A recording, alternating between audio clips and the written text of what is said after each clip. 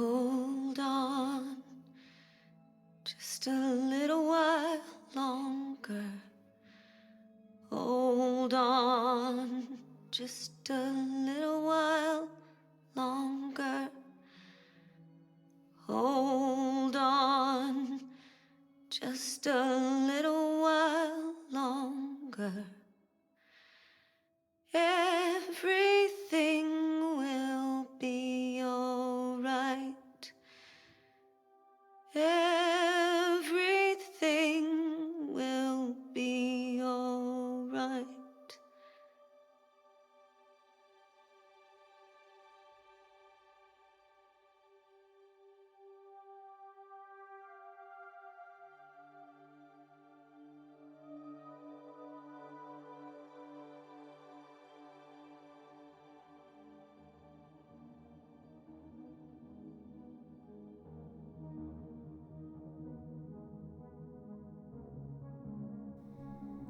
So, gleich geht's los hier. Ich freue mich schon.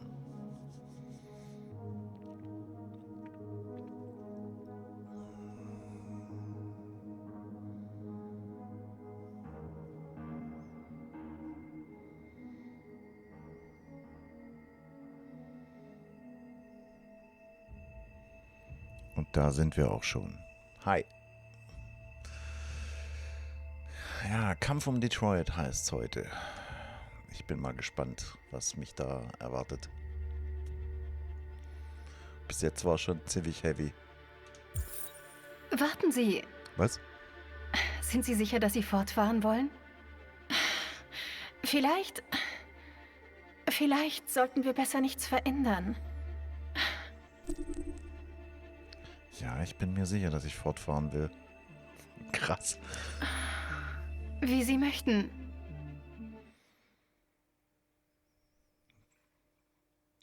Das Spiel überrascht einen echt immer wieder. Ich habe jetzt übrigens auch ein Pausenscreen. Haha, ich mir gestern gebastelt. Der letzte Bus fährt in 20 Minuten. Das lässt uns nicht viel Zeit. Wir müssen uns beeilen.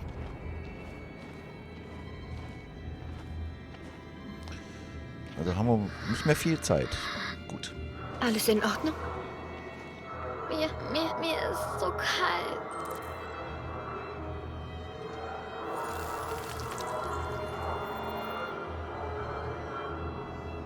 Gleich geht's dir besser. Danke.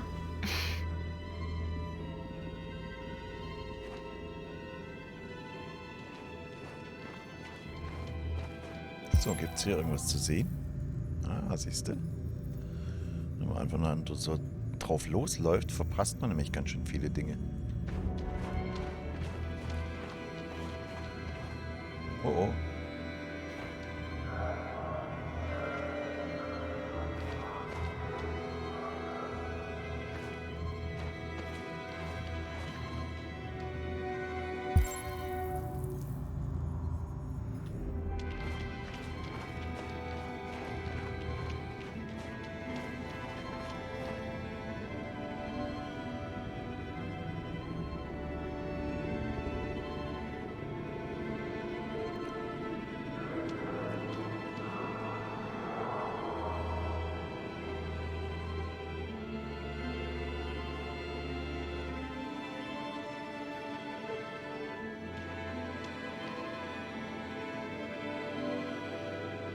Ja, wir können nicht so lange Fernsehen, ne?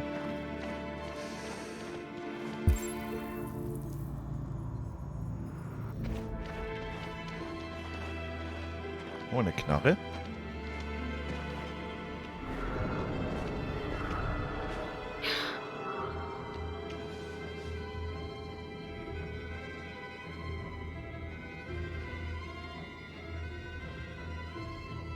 Die nehmen wir doch.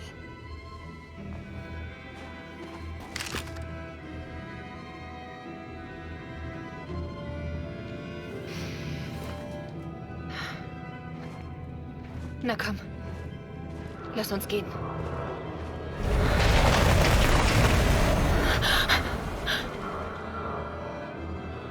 Nein! Tut sie mir nicht! Lauter und auf die Knie! man jetzt tun? Wir müssen weiter, wenn wir den Bus kriegen wollen.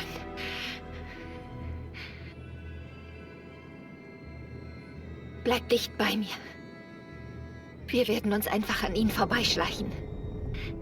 Wir schaffen das, Alice. Ich verspreche es.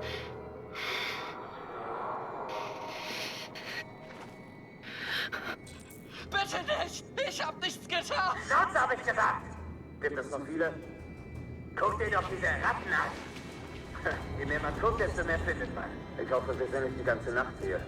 Ich friere mir den verdammten Arsch ab. Das wird Wochen dauern, diese Scheißstadt zu säubern. Glaub mir, wir sind hier noch lange nicht fertig. Da sind überall Soldaten. Wir müssen vorsichtig sein. Na los, Bewegung! Beeilung, rein da!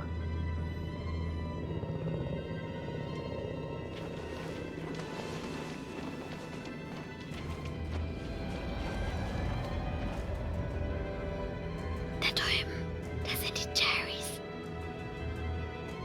Wir können nichts tun. Die Soldaten sind überall. Wir können sie nicht hier lassen. Sie werden sie töten. Na, die wollen wir doch retten, also. Okay, gehen wir.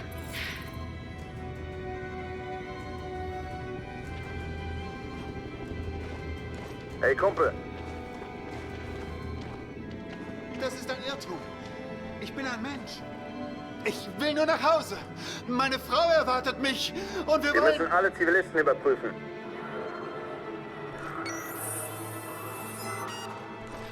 Nein! Nein! Bitte!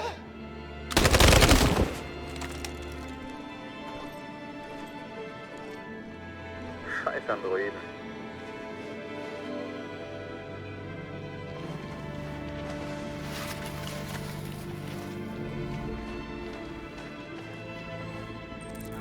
Ist die falsche Taste gedrückt? Nee. Ich hab doch schon eine Waffe.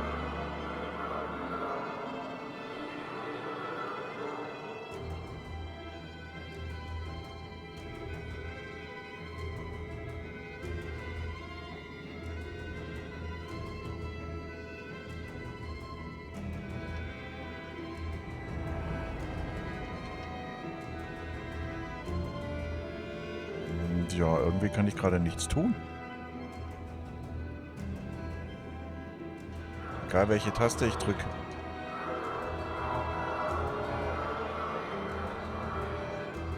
Außer mich bewegen kann ich irgendwie, also...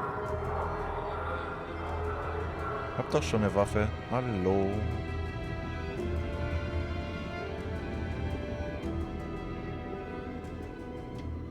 Ist das jetzt irgendwie ein Bug in dem Spiel, oder? Ah.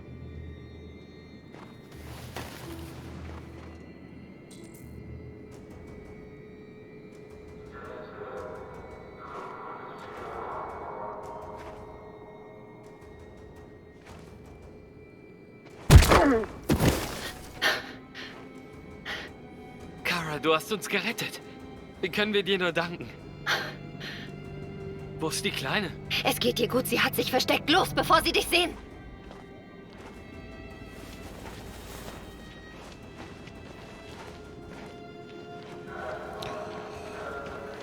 Na dann.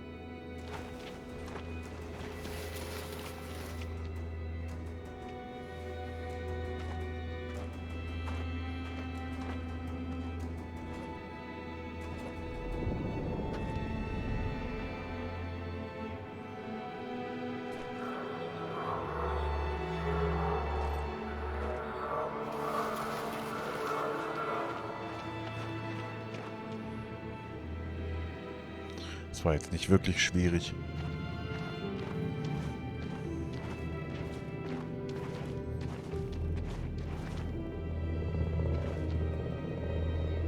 Ein Kontrollpunkt. Wir haben Pässe, es sollte okay sein, aber man weiß ja nie. Gibt es einen anderen Weg? Es gibt einen Umweg, aber der Bus fährt bald ab. Ein sicherer Weg wäre besser.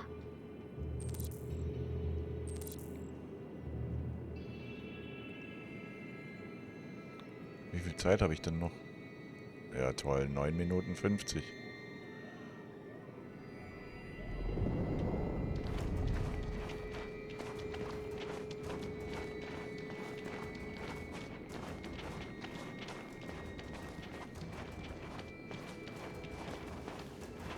Was auch passiert, keine Panik, okay? Bleib ganz ruhig. Ausweis bitte.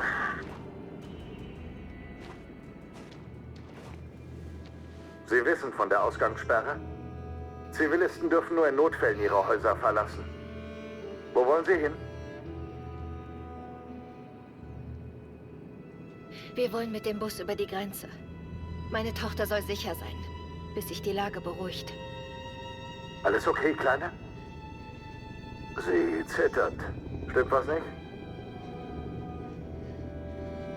Sie ist krank. Die Grippe. Sorry, Miss, wir müssen vorsichtig sein. Hier gibt es Abweichler und unsere Leute sind nervös.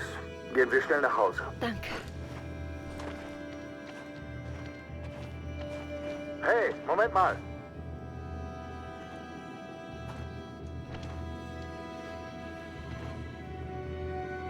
Du hast was verloren. Danke. Bitteschön.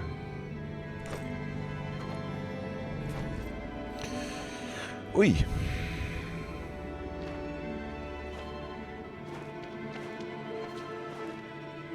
Wir melden uns live aus Detroit, wo Tausende von Androiden gerade durch die Straßen der Stadt marschieren. Der Anführer der Abweichler, von Ihnen Marcus genannt, ist an der Spitze des Marsches.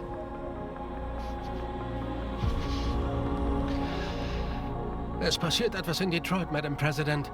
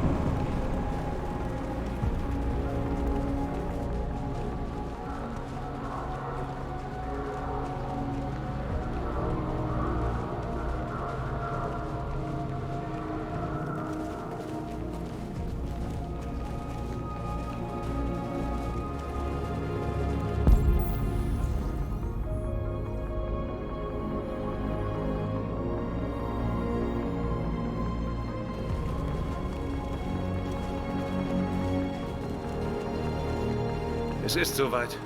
Der Moment der Wahrheit. Ergebt euch sofort, oder wir eröffnen das Feuer.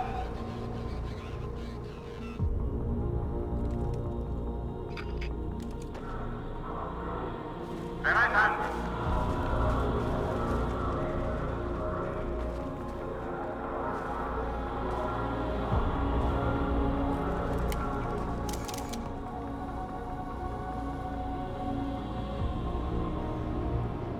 Wir wollen keine Konfrontation. Wir protestieren hier friedlich. Ich wiederhole, ergebt euch, oder wir eröffnen das Feuer.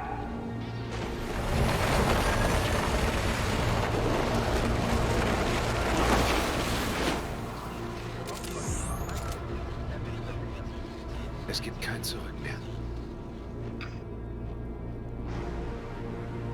Wir sind hier, um die sofortige Freilassung aller Androiden zu fordern, die in Lagern festgehalten werden. Wir werden nicht gehen, bis unsere Leute frei sind.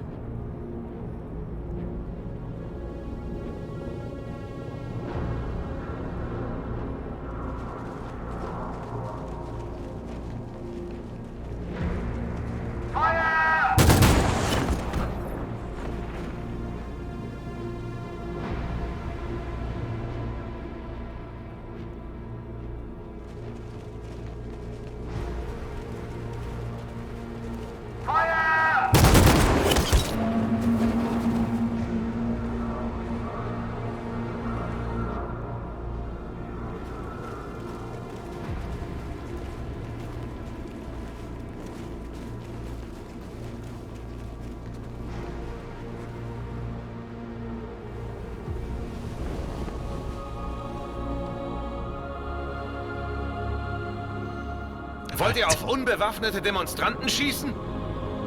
Hallo, Liebling.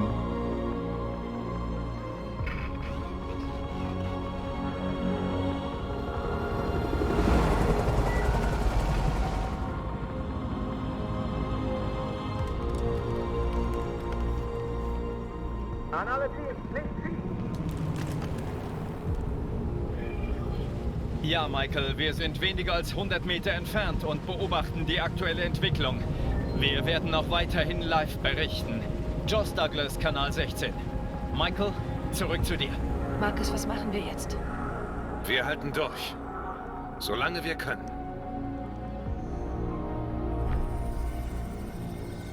Oh, Szenewechsel. Aufgepasst.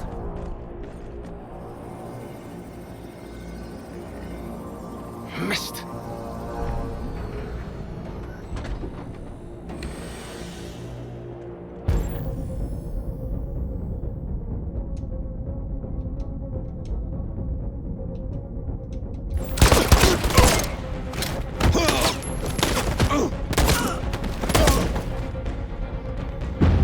Okay.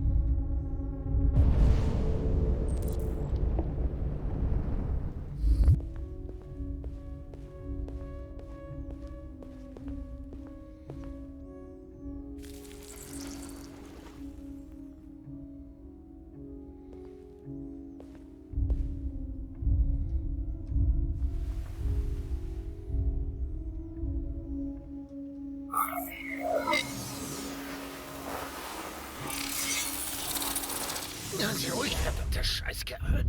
Bleib zurück, Connor! Und ich verschone ihn. Tut mir leid, Connor. Der Mistkerl ist echt ein Zwilling. Oh je.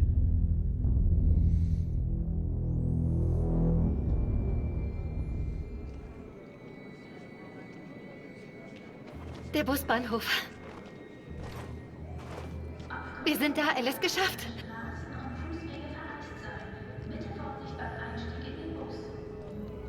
Der letzte Bus an die Grenze ist voll. Nur für Passagiere mit einem Fahrschein. Alle Abfahrten sind ab sofort bis auf Weiteres ausgesetzt. Na Wir toll. haben keine Tickets, sie nehmen uns nicht mit. Wir sitzen hier fest. Was machen wir jetzt?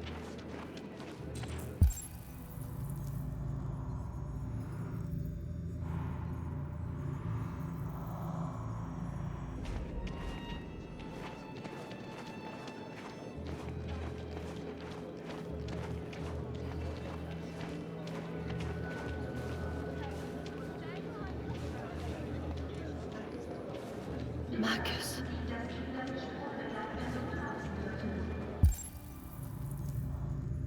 Sicherheitskontrolle.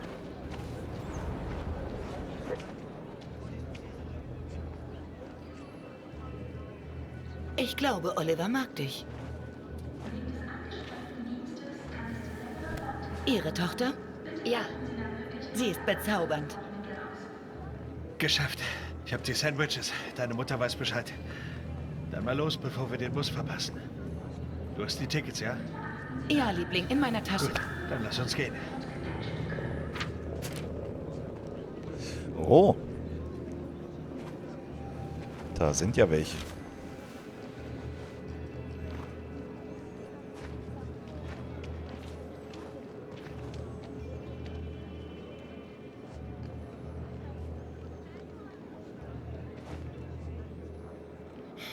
Tut mir leid. Oh mein Gott, es tut mir so leid. Ich war mir Scheiße, sicher. das gibt's doch nicht. Ich weiß nicht, was Sie passiert. können nicht weg sein.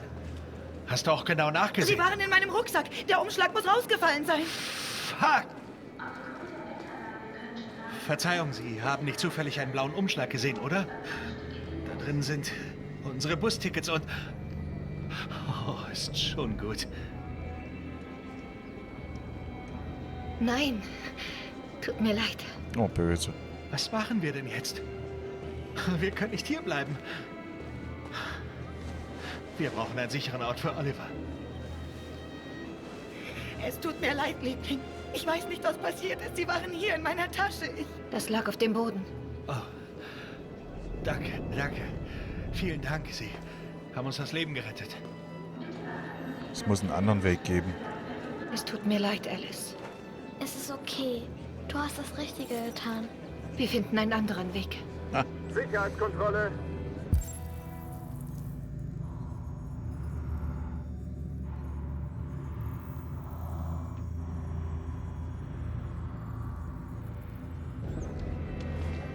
Bitte stillhalten. Mein Mädchen, du hast meine Tochter entführt! Oh oh. Security! Hier drüben! Tun Sie das nicht, Todd. Wir sind tot, wenn Sie uns ausliefern.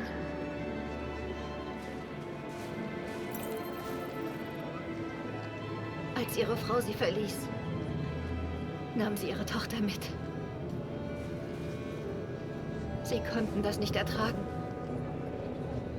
und kauften sich einen Androiden. Ein neues kleines Mädchen. Puh. Sie wollten sie lieben.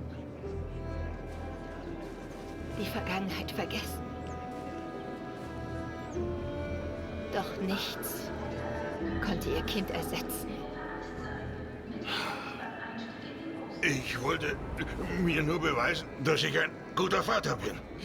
Dass sie falsch lag. Aber ich habe es nochmal versaut. Sie hatte doch recht. Ich hatte sie nicht verdient. Ich vermisse meine Kleine. Du ahnst ja nicht, wie sehr ich sie vermisse. Gibt es ein Problem, Sir? Nein. Ich habe mich geirrt. Tut mir leid. Mensch, jetzt hat der Todd doch mal was Gutes getan. Da bin ich aber fast ein bisschen froh. Viel Glück.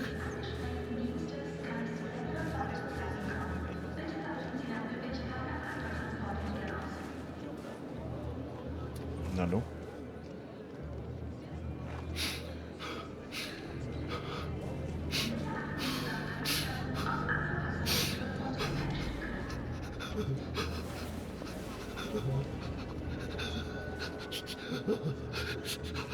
Oh Gott.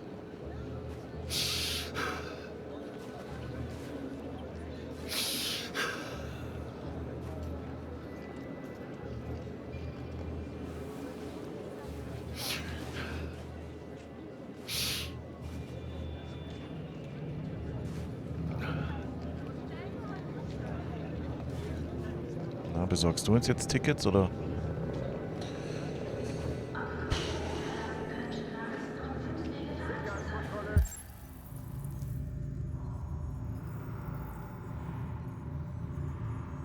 Gehen wir doch mal da lang, oder?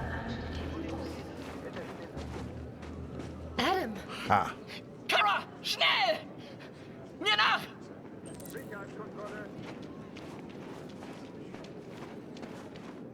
Na, siehst du wohl.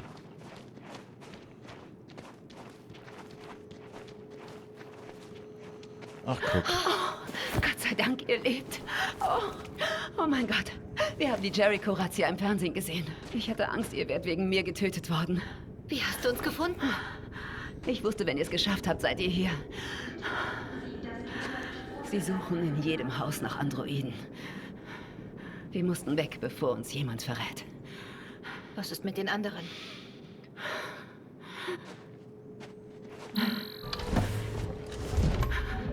Sie suchen an der Grenze nach Androiden. Aber ich habe einen Schmuggler gefunden, der sie über den Fluss bringt. Es ist riskant, aber es ist der einzige Weg. Möchtet ihr mitkommen? Ja, ich denke schon. Ja, wir kommen. Okay, steigt ein.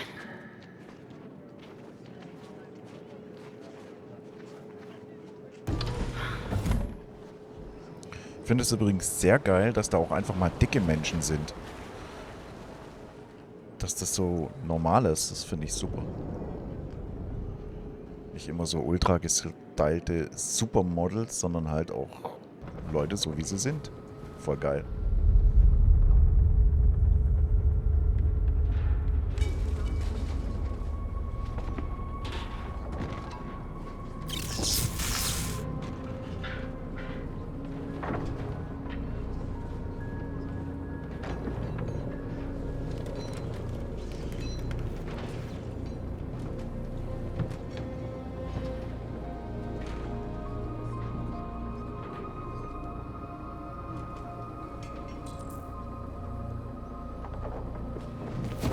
Wir brauchen eine gute Barrikade. Los, helft mir. Hey, helft mir!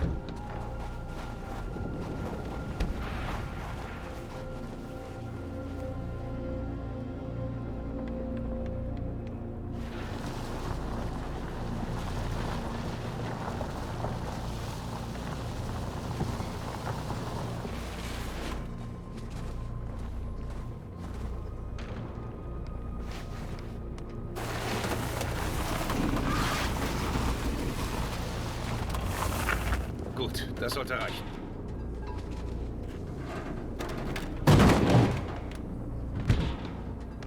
Wir wissen, dass sie das nicht aufhält. Aber es verschafft uns Zeit. Ich weiß, das war keine leichte Entscheidung. Aber wir tun sicher das Richtige.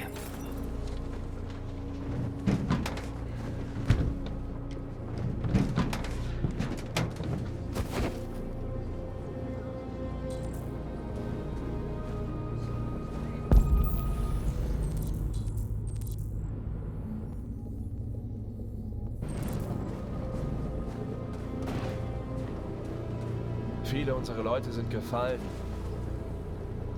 Die Menschen haben kein Mitleid mit denen, die anders sind. Oh ja, das stimmt.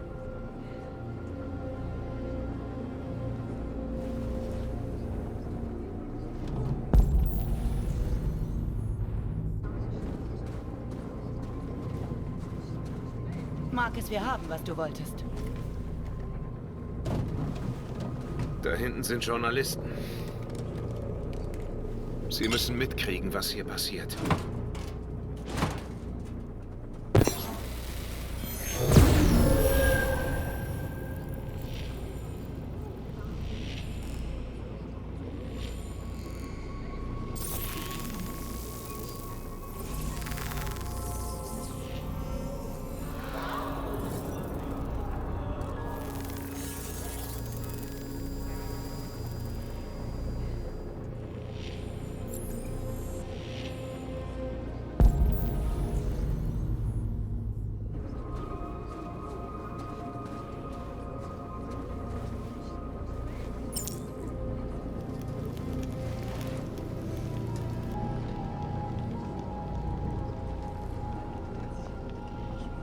Ja. Ich finde das voll geil.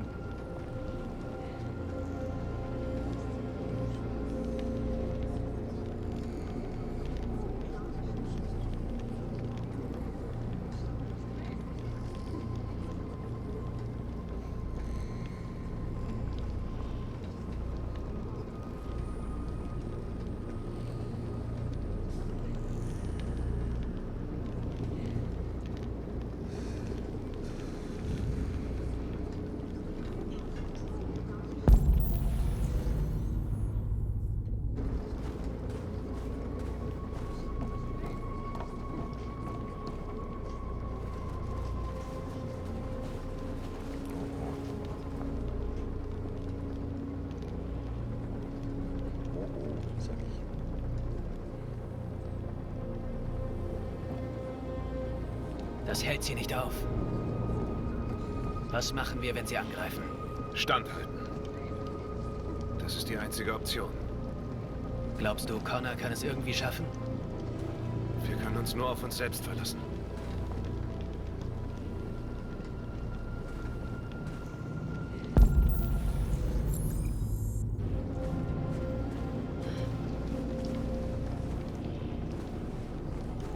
Das wird nicht viel bringen, aber Es ist wohl besser als gar nichts.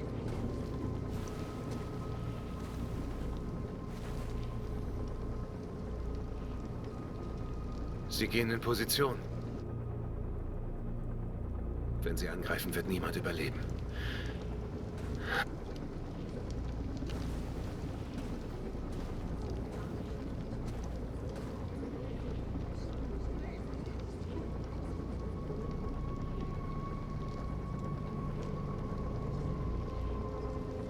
Habe ich mich immer richtig entschieden?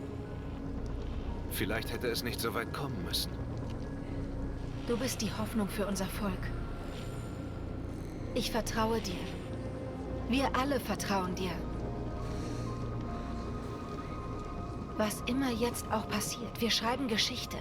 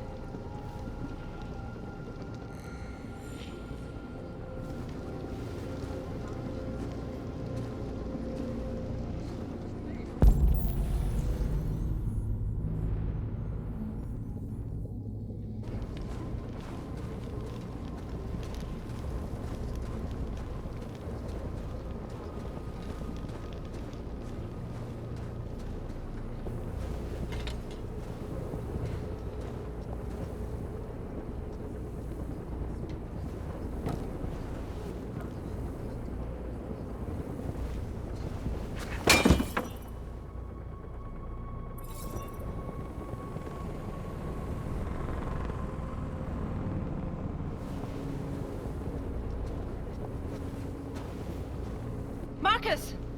Marcus, komm her!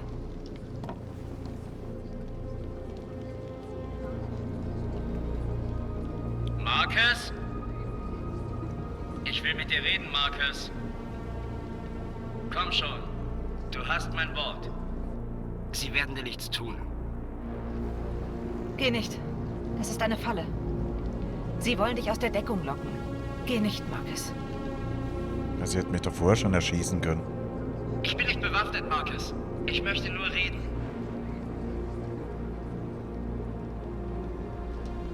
Ich muss hören, was er zu sagen hat. Und wenn sie dich töten? Das Risiko muss ich eingehen.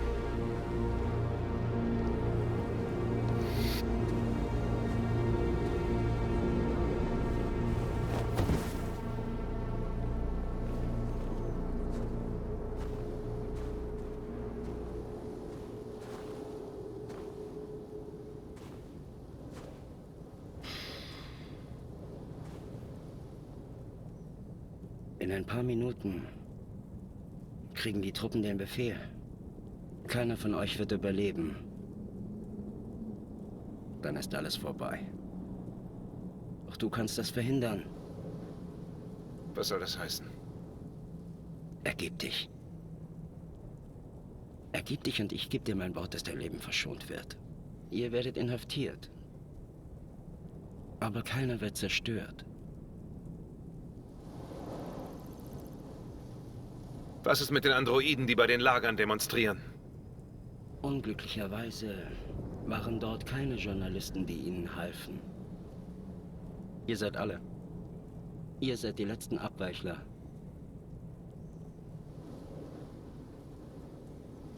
Wenn ich darauf eingehe, woher weiß ich, dass sie Wort halten? Du bist nicht in der Position, Garantien zu fordern, Marcus. Du kannst jetzt nur noch entscheiden, ob du mir vertraust oder nicht. Ich fürchte den Tod nicht. Wenn ich mein Leben für meine Überzeugung geben muss, habe ich nicht umsonst gelebt. Dieser Android. Dir scheint was an ihr zu liegen. Sie soll doch nicht sterben, oder? Weißt du, ihr könntet beide frei sein. Ihr könntet das alles vergessen und irgendwo ein neues Leben anfangen. Nur ihr beide. Ihr Leben liegt in deinen Händen. Gib einfach auf und sie wird verschont. Naja. Ich sterbe lieber hier, als mein Volk zu verraten. Tja, das ist wohl dein Todesurteil.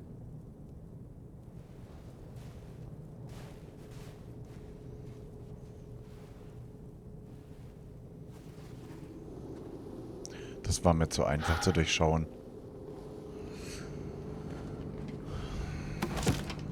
Die hätten mich vorher einfach über den Haufen ballern können. Also das ist irgendwie ein bisschen witzlos. Was ist passiert? Was hat er gesagt?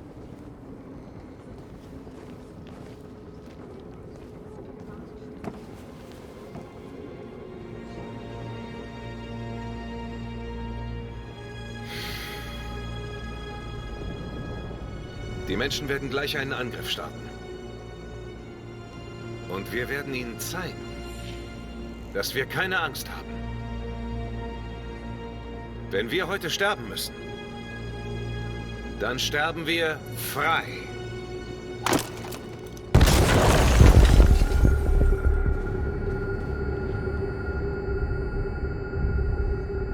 Sein Leben liegt in deiner Hand. Entscheide jetzt, was dir wichtiger ist. Er oder die Revolution? Hör nicht auf ihn. Jedes Scheißwort von ihm ist gelogen. Es tut mir leid, Hank. Ich hätte sie da nicht reinziehen dürfen. Scher dich nicht um mich. Tu, was du tun musst. Ich war genauso wie du. Ich dachte, nichts sei wichtiger als die Mission. Aber eines Tages verstand ich. Sehr bewegend, Connor. Aber ich bin kein Abweichler. Ich bin eine Maschine mit einer bestimmten Aufgabe und ich werde diese Aufgabe erfüllen. Genug geredet! Zeit zu entscheiden, wer du wirklich bist. Rettest du das Leben deines Partners? Oder wirst du sein Leben opfern?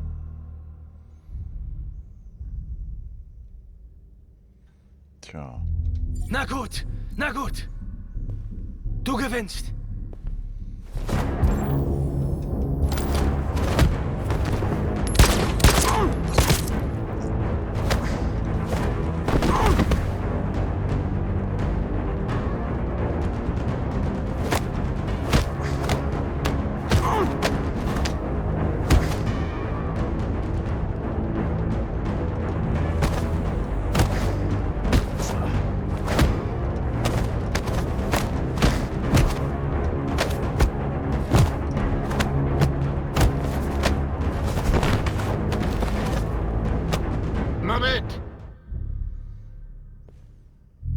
Danke, Hank.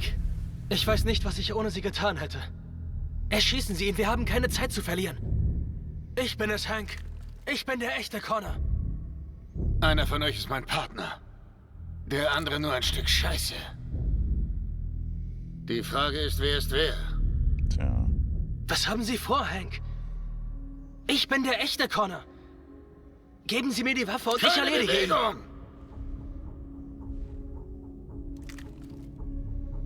Warum fragen Sie uns nicht was? Etwas, das nur der echte Connor wissen kann.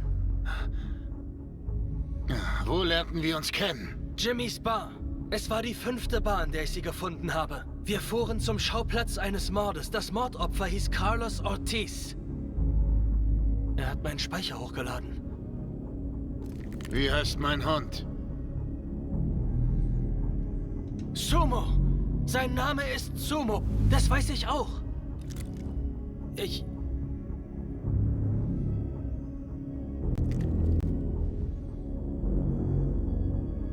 Mein Sohn, wie heißt er? Hahaha. Cole. Sein Name war Cole. Er war gerade 6 geworden, als der Unfall war. Es war nicht Ihre Schuld, Lieutenant.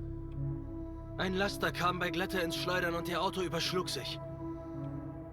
Cole brauchte eine Notoperation, aber es war kein Mensch dafür verfügbar. Also hat ein Android ihn versorgt. Cole hat es nicht geschafft. Darum hassen sie Androiden. Sie machen einen von uns für Coles Tod verantwortlich. Cole starb, weil ein menschlicher Chirurg zu high war, um ihn zu operieren. Er ist derjenige, der mir meinen Sohn nahm. Er und diese Welt, in der die Menschen auf der Suche nach Trost zu einem Pulver greifen. Ich wusste auch von Ihrem Sohn. Ich hätte ganz genau das Gleiche gesagt. Hören Sie nicht auf ihn, Hank. Ich bin der...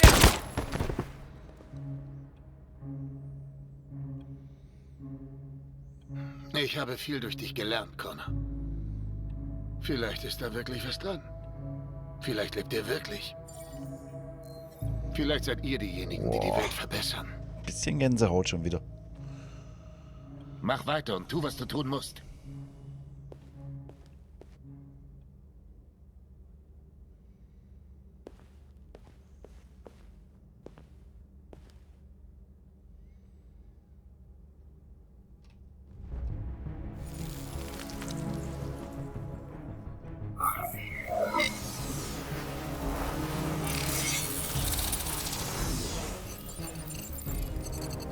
Wach auf!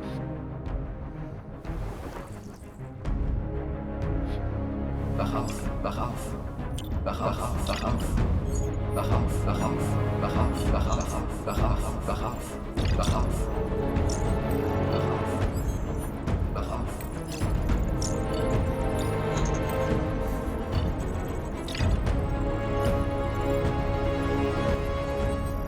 Alter.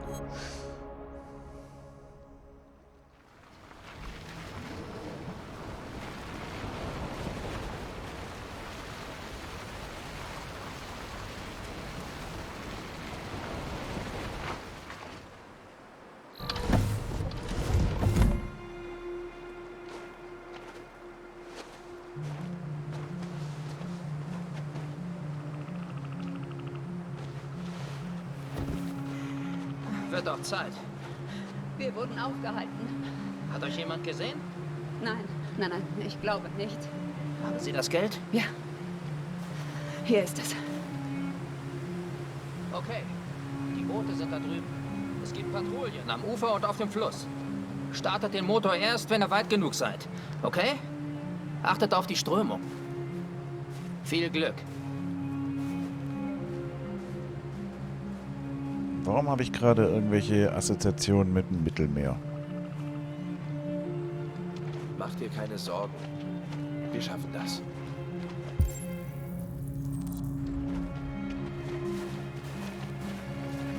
Es ist keine halbe Meile zur anderen Seite, okay? Es sollte nicht lange dauern. Vorsichtig, es sind Grenzpatrouillen auf dem Fluss. Vielen Dank, Rose. Ich wünschte, ich könnte euch rüberbringen. Ich lasse euch nicht gern hier zurück. Wiedersehen, Alice. Hey, und ihr passt gut auf euch auf. Okay, wir sehen uns auf der anderen Seite.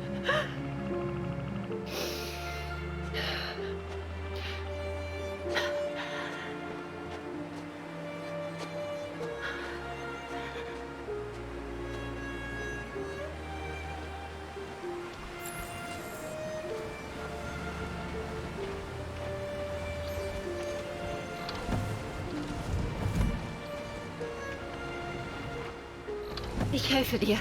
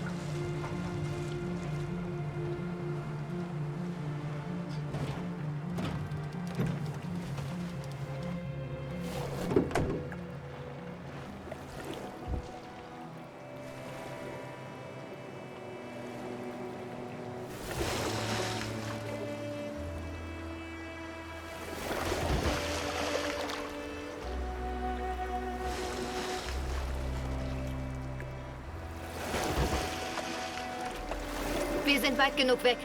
Starten wir den Motor.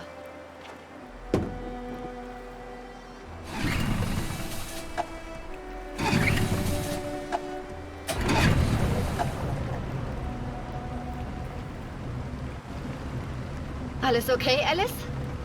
Wenn wir auf der anderen Seite sind, gibt es so viel, was ich machen möchte.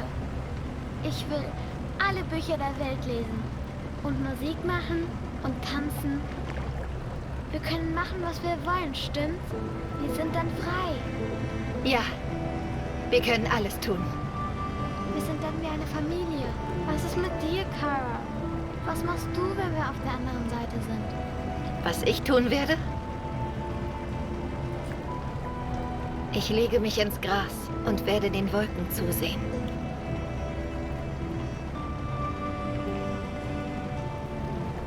Sie kommen auf uns zu! Sie kommen!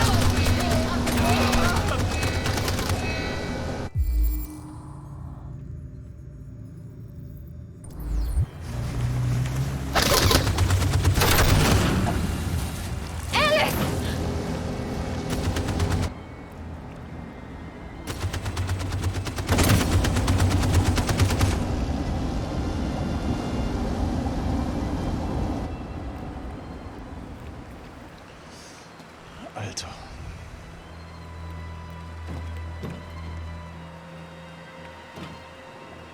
Sie sind weg.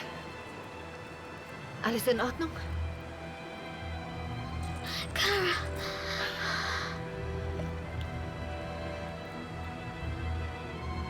Es wird alles gut, Alice. Es ist nichts. Das bringen wir in Ordnung, wenn wir drüben sind. Alles wird gut.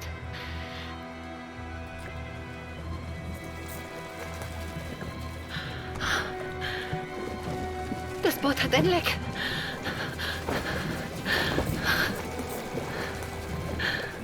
Wir sind zu schwer. Wir gehen unter. Wir müssen auf die andere Seite, bevor wir sinken.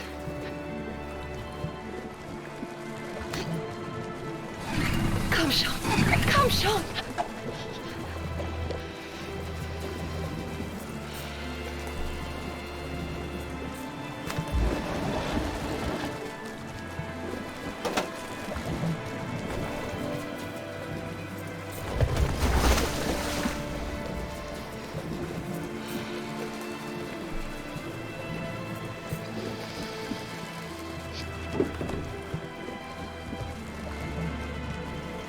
Wir dürfen nicht sterben.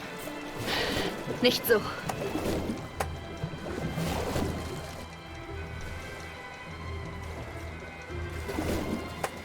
Nicht, wenn wir so nah dran sind.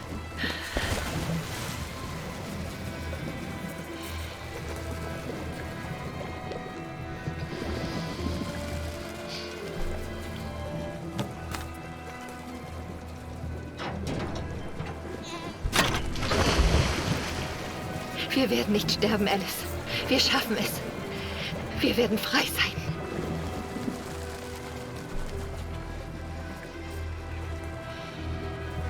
Kara! Kara, nein! Tu das nicht!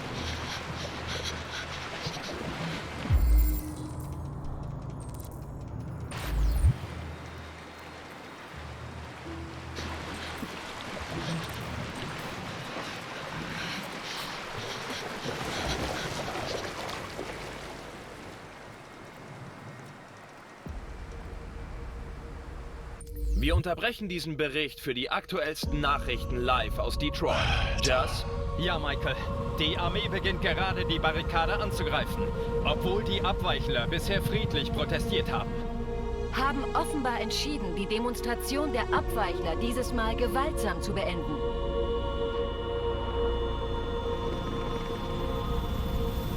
North!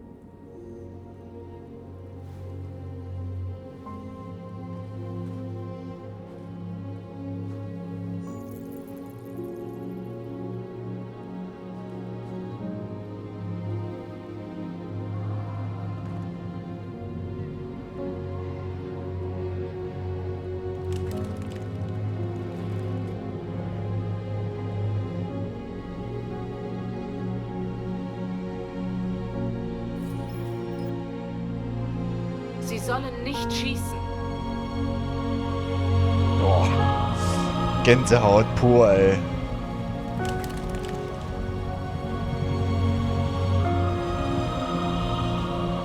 Heute Morgen, am 11. November 2038, fielen Tausende von Androiden in die Stadt Detroit ein. Unseren Quellen zufolge stammen sie offensichtlich aus Cyberlife-Androidenlagern, die von Abweichlern infiltriert wurden. Aufgrund ihrer überwältigenden Zahl und des großen Risikos ziviler Opfer gab ich der Armee den Befehl zum Rückzug. Die Evakuierung der Stadt wird in diesem Moment durchgeführt. In den nächsten Stunden werde ich vor den Senat treten, um unsere entsprechende Antwort auf diese beispiellose Situation festzulegen. Mir ist bekannt, dass sich die öffentliche Meinung zu den Abweichlern geändert hat. Vielleicht ist für uns die Zeit gekommen, die Möglichkeit in Erwägung zu ziehen, dass Androiden tatsächlich eine neue intelligente Lebensform sind. Doch eins steht fest. Die Ereignisse in Detroit haben unsere Welt für immer verändert. Möge Gott sie und die Vereinigten Staaten von Amerika beschützen.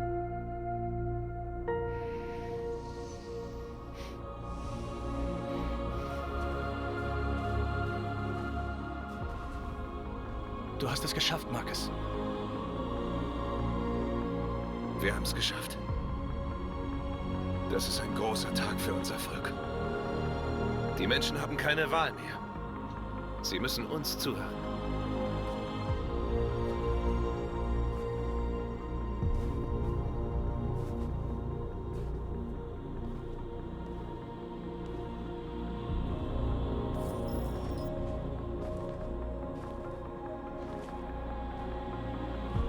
Wir sind frei. Du sollst zu ihnen sprechen, Marcus.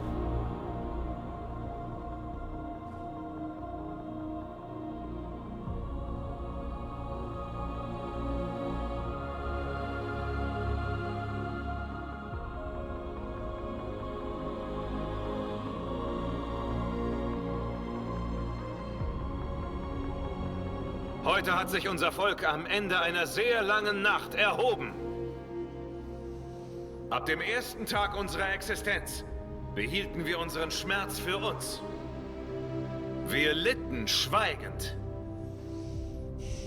Doch jetzt ist es an der Zeit, die Köpfe zu heben und den Menschen zu sagen, wer wir wirklich sind. Oh, Connor.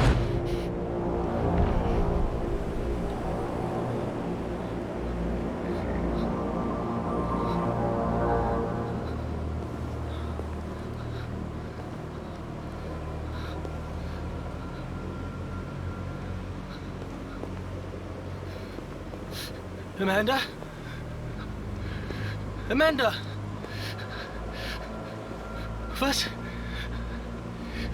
Was passiert hier? Das, was von Anfang an geplant war. Du wurdest kompromittiert und zu einem Abweichler. Und jetzt ist der Moment, an dem wir wieder die Kontrolle übernehmen werden. Kontrolle übernehmen? Das können Sie nicht tun! Das kann ich durchaus, Connor. Es gibt nichts zu bereuen. Du wurdest zu diesem Zweck erschaffen. Du hast deine Mission erfüllt. Amanda!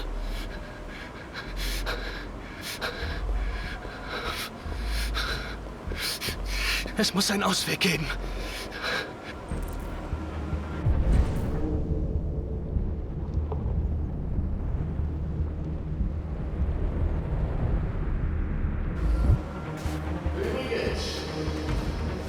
Es gibt immer einen Notausgang in meinem Programm. Man kann ihn wissen.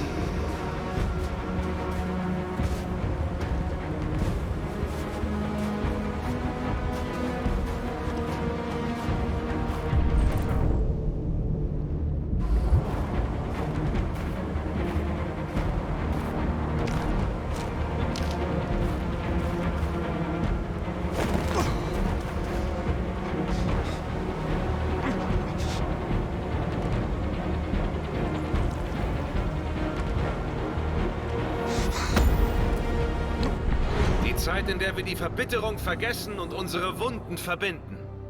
In der wir Feinden vergeben. Menschen waren unsere Schöpfer und unsere Unterdrücker und morgen machen wir sie zu unseren Partnern. Vielleicht irgendwann zu Freunden. Doch die Zeit der Wut ist vorbei. Jetzt erschaffen wir eine gemeinsame Zukunft, geprägt von Toleranz und Respekt. Wir sind am Leben. Und jetzt sind wir frei.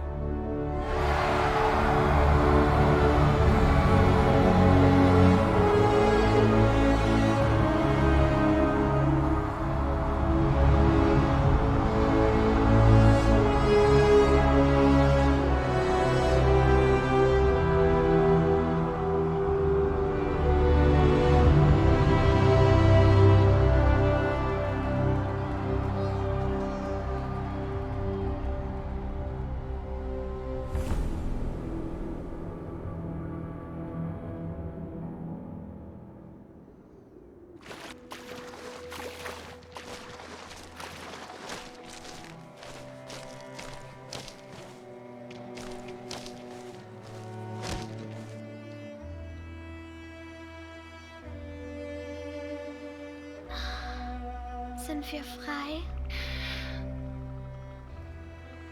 Ja. Ja, geschafft.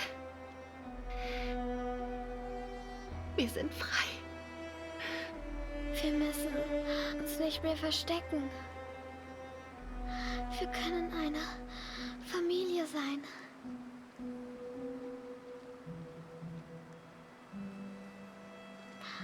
Ich bin müde. Ich muss schlafen. Ich liebe dich, Mom.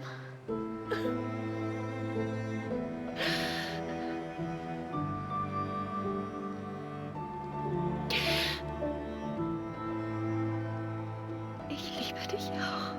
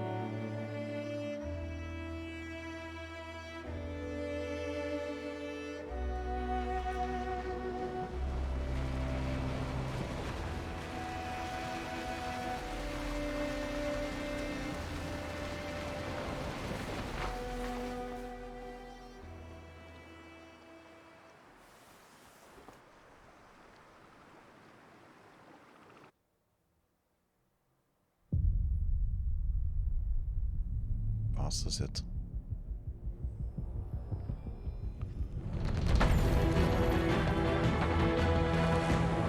Krass.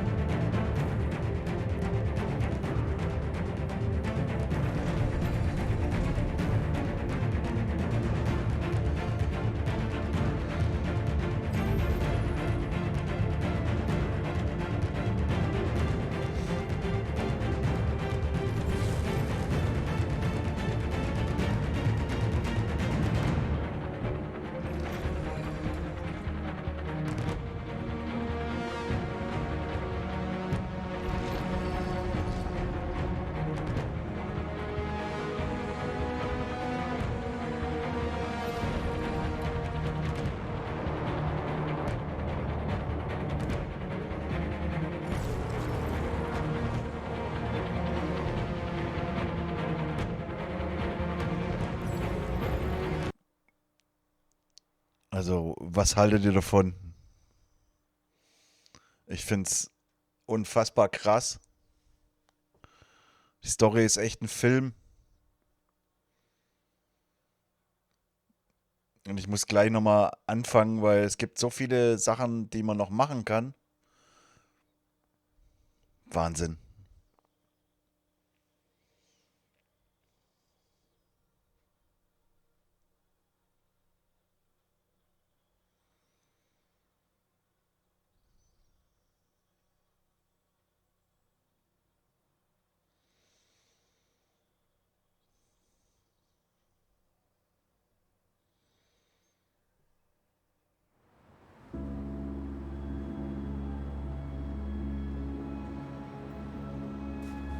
Es war klar, dass da noch was kommt.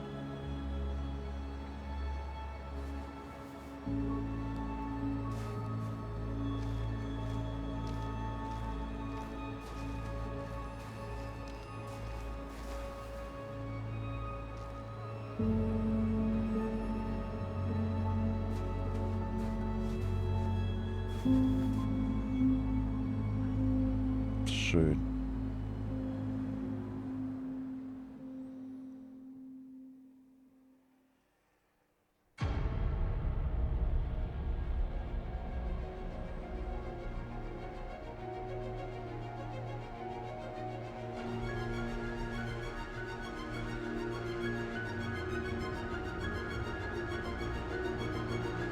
Ich muss euch mal noch was zeigen gleich.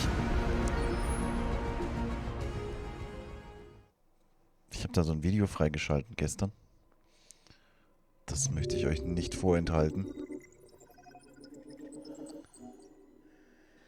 Alter, wie viel Dinge da noch frei zu schalten sind, ne?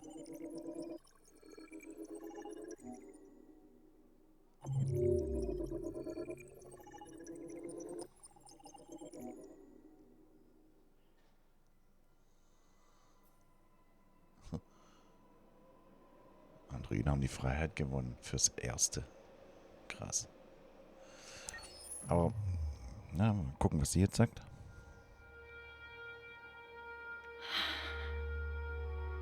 Ich muss Ihnen etwas sagen. Als ich Ihnen zugesehen habe, hat sich etwas in mir verändert. Ich fühle mich anders. Es fühlt sich an, als wäre ich jemand. Ich muss hier weggehen und herausfinden, wer ich bin. Das heißt, wir beide werden uns nicht mehr sehen. Ich werde Ihnen nicht mehr zusehen. Doch ich werde frei sein. Werden Sie mir erlauben zu gehen?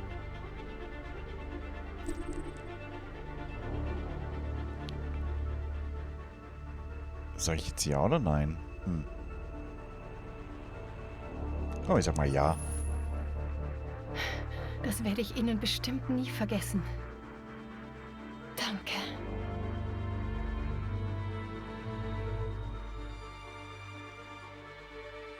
Würde ich die jetzt tatsächlich nicht mehr sehen? Das wäre ja krass.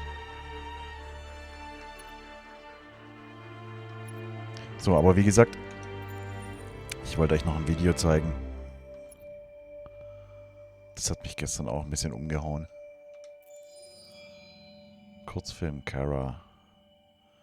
Einfach mal genießen.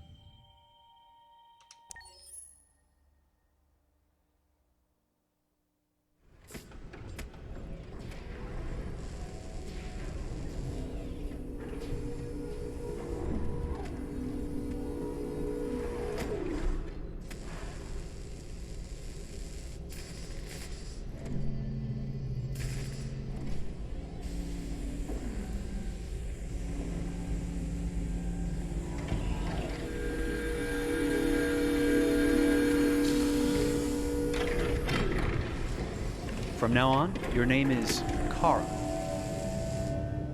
My name is Kara. Initialization and memorization checked. Now, can you move your arms?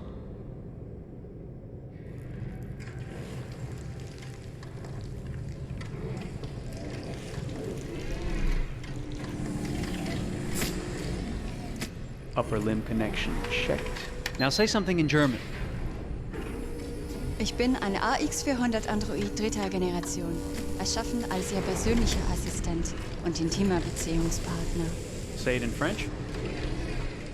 Je suis un androïde de troisième génération AX400, conçu pour être votre assistante personnelle et votre partenaire intime. Okay, now sing something in Japanese.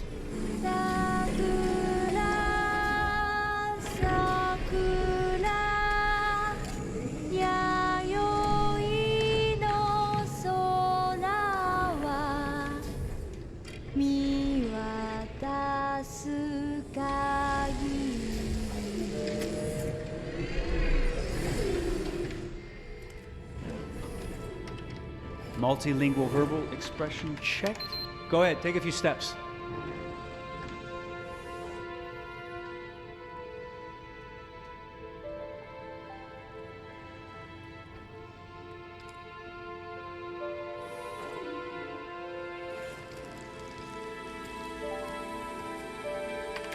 Locomotion checked. Great, you're ready for work, honey. What's going to happen to me now? I'll reinitialize you and send you to a store to be sold. Sold? I'm a sort of merchandise. Is that right? Yeah, of course you're merchandise, baby.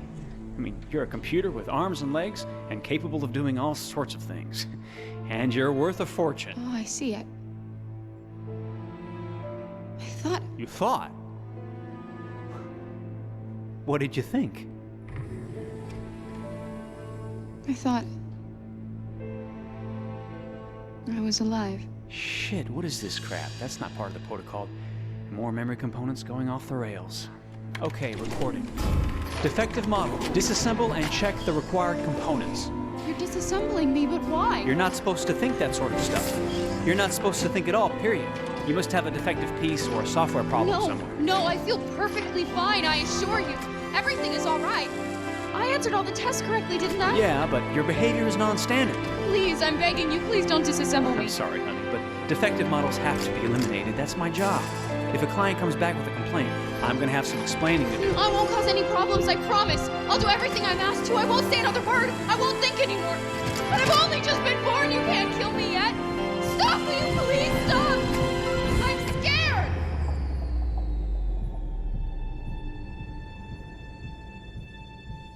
I want to live. I'm begging you.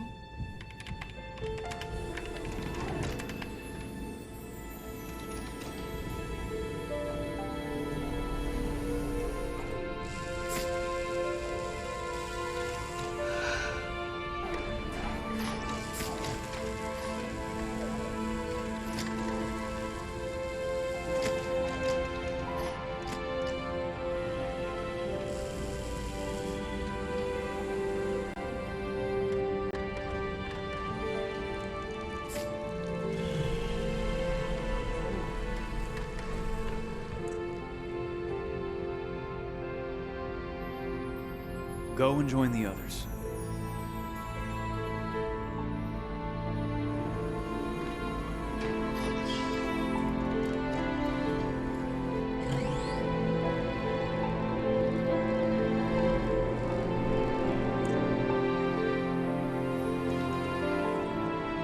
Stay in line, okay? I don't want any trouble.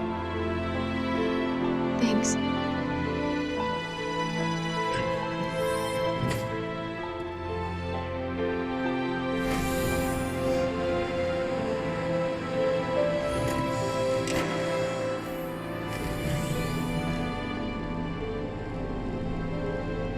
My God.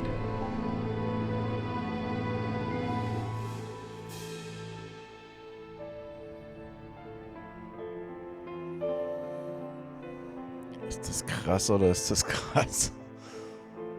Das hat mich gestern voll geflasht.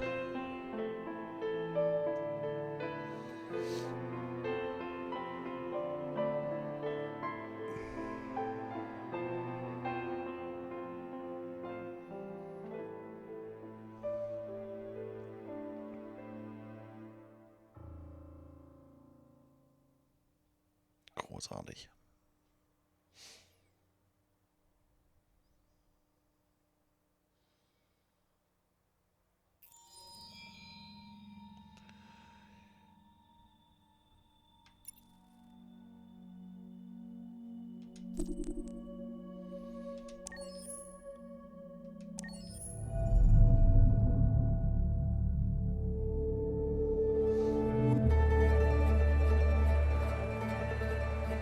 Jetzt weiß ich, was ich mit den Punkten machen kann. Detroit. This is where it all began. The world's forge. The place where it all started. And it will all end. One error, and I came to life.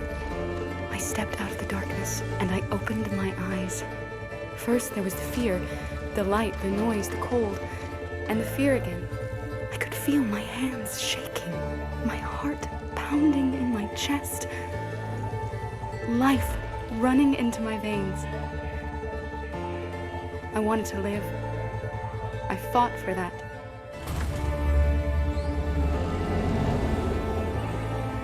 I had to find out what was outside. I had to see daylight, feel sunshine on my skin, wind on my face, to see the world, the colors, the smells.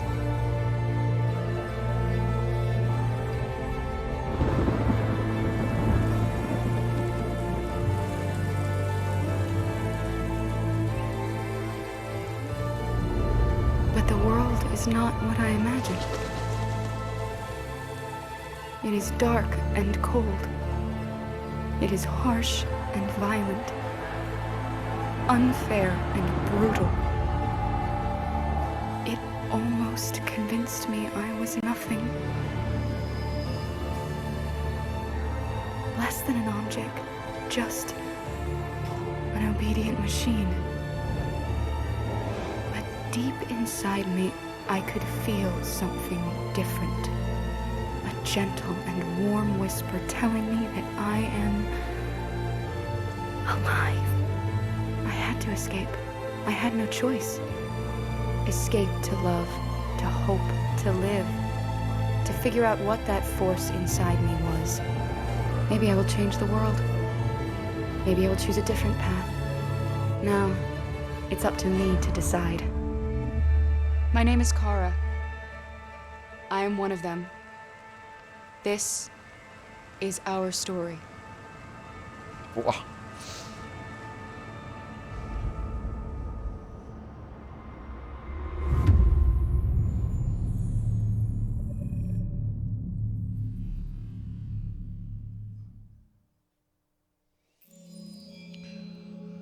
Krass. So, was haben wir denn noch halt? Ja, natürlich möchte ich den Inhalt kaufen.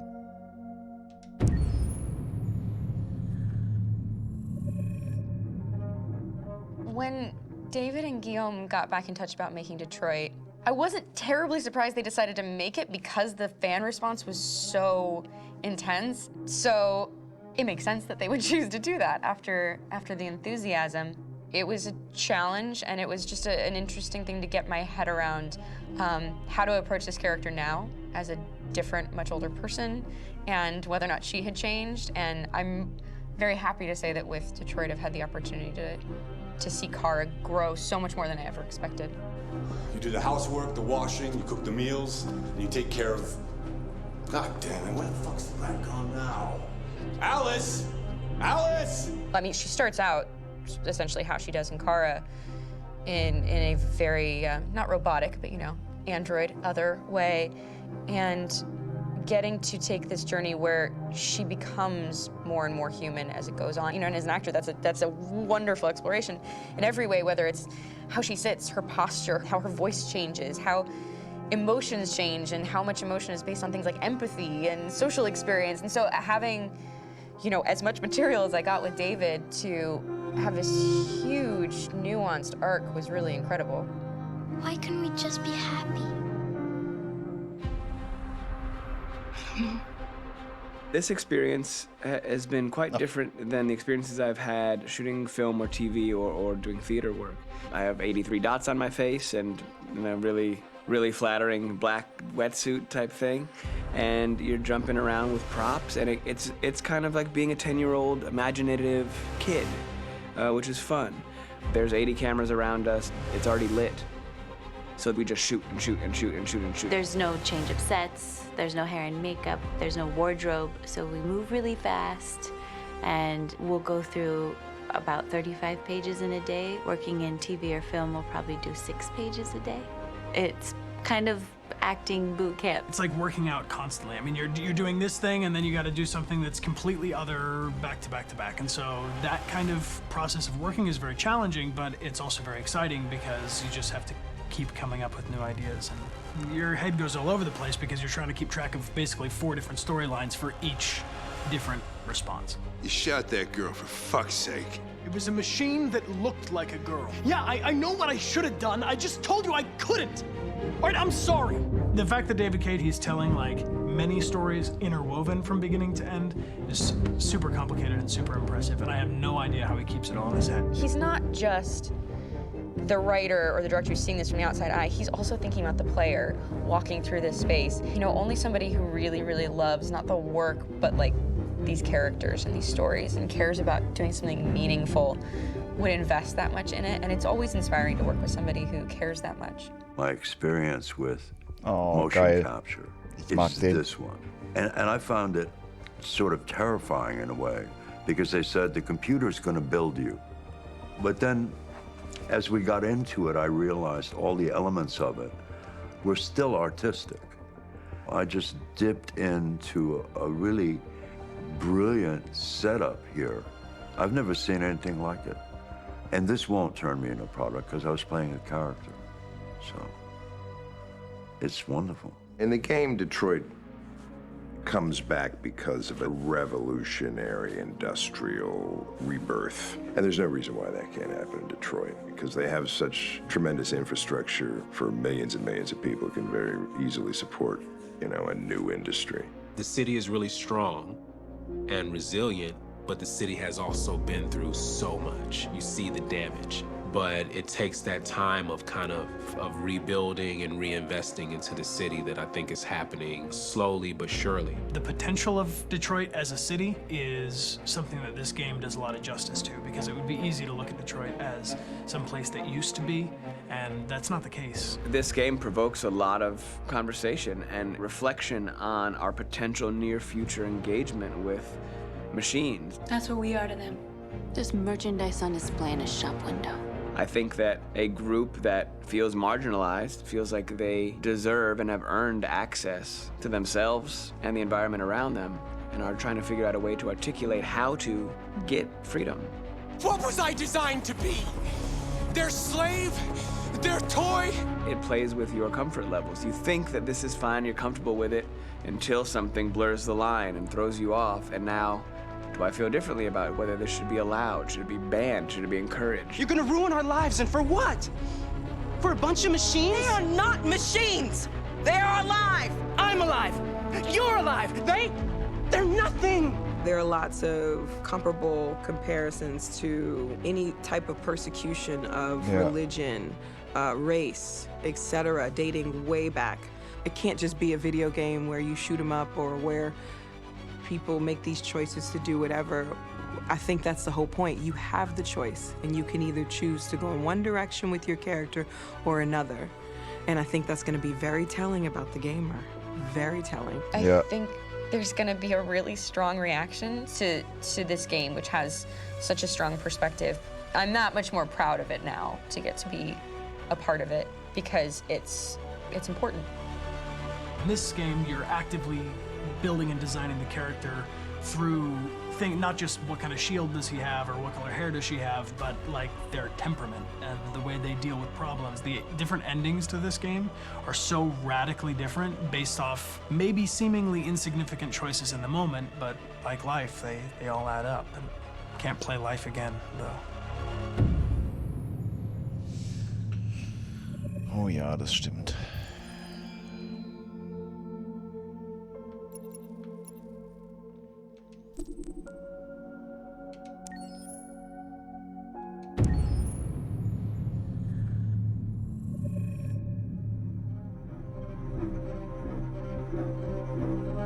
My name is Marcus. My name is Connor. My name is Kara. I am one of them. This is our story. I think who Kara is, or how I would describe Kara, depends entirely upon who's playing her, because you have the option to make her multiple different people depending on the choices she makes.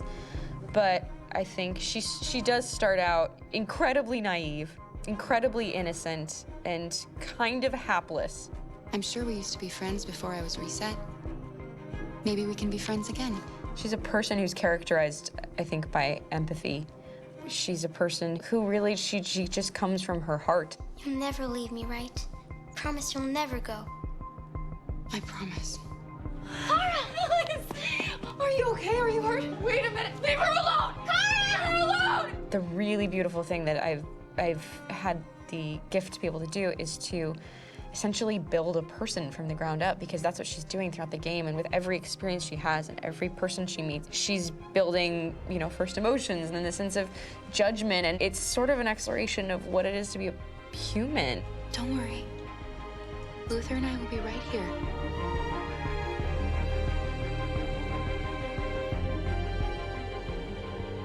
David and the creators have painted a really intriguing and engaging picture of a near future where we rely upon androids for a lot of our service class business, the class that serves us, that helps us, that handles our baristas and our drivers and our housemaids. And what is humanity, where we tap into it, how and why we treat each other the way that we do. And my character Marcus has a really intriguing journey, becoming deviant, realizing that he actually has feelings and human qualities inside of him, and it's a really incredible ascension into becoming fully realized and coming to terms with what you actually deserve better than this in life. And not only do you want it for yourself, but you want it for your peers. We've come here to demonstrate peacefully and to tell humans that we are also living beings. All we want is to live free. You know what? This thing, Dad, is not your son. It's a fucking machine! I think that a group that feels marginalized, feels disenfranchised, feels like they deserve and have earned access to themselves and the environment around them, and are trying to figure out a way to articulate how to get freedom. Connor is analytical. Connor takes things literally. He starts in the beginning place where he's very mechanical. He feels nothing inside, of course, and it's all just a system, a protocol that he is executing to get whatever he wants to happen, which is help humans stop deviants and to find the link between deviant androids. You were designed to serve humans, not kill them. What was I designed to be? Their slave? Their toy? Just say, I killed him. Is it that hard to say? Stop it! Stop! But of course, over the course of the story, and depending on the player's choices, Connor can grow in many different ways. He can deviate from that procedure or not. The moment of truth, Hank. Am I a living being? Or just a machine?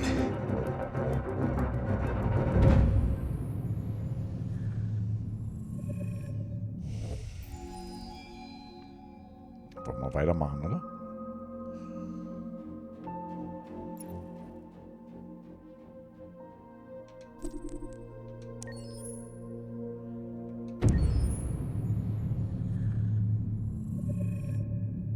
Game after game, we try to challenge ourselves. For Heavy Rain Detroit, spiele we ich als wanted nächstes. to, first of all, to write a story that would be incredibly bending, which means the most non-linear story that we've ever created.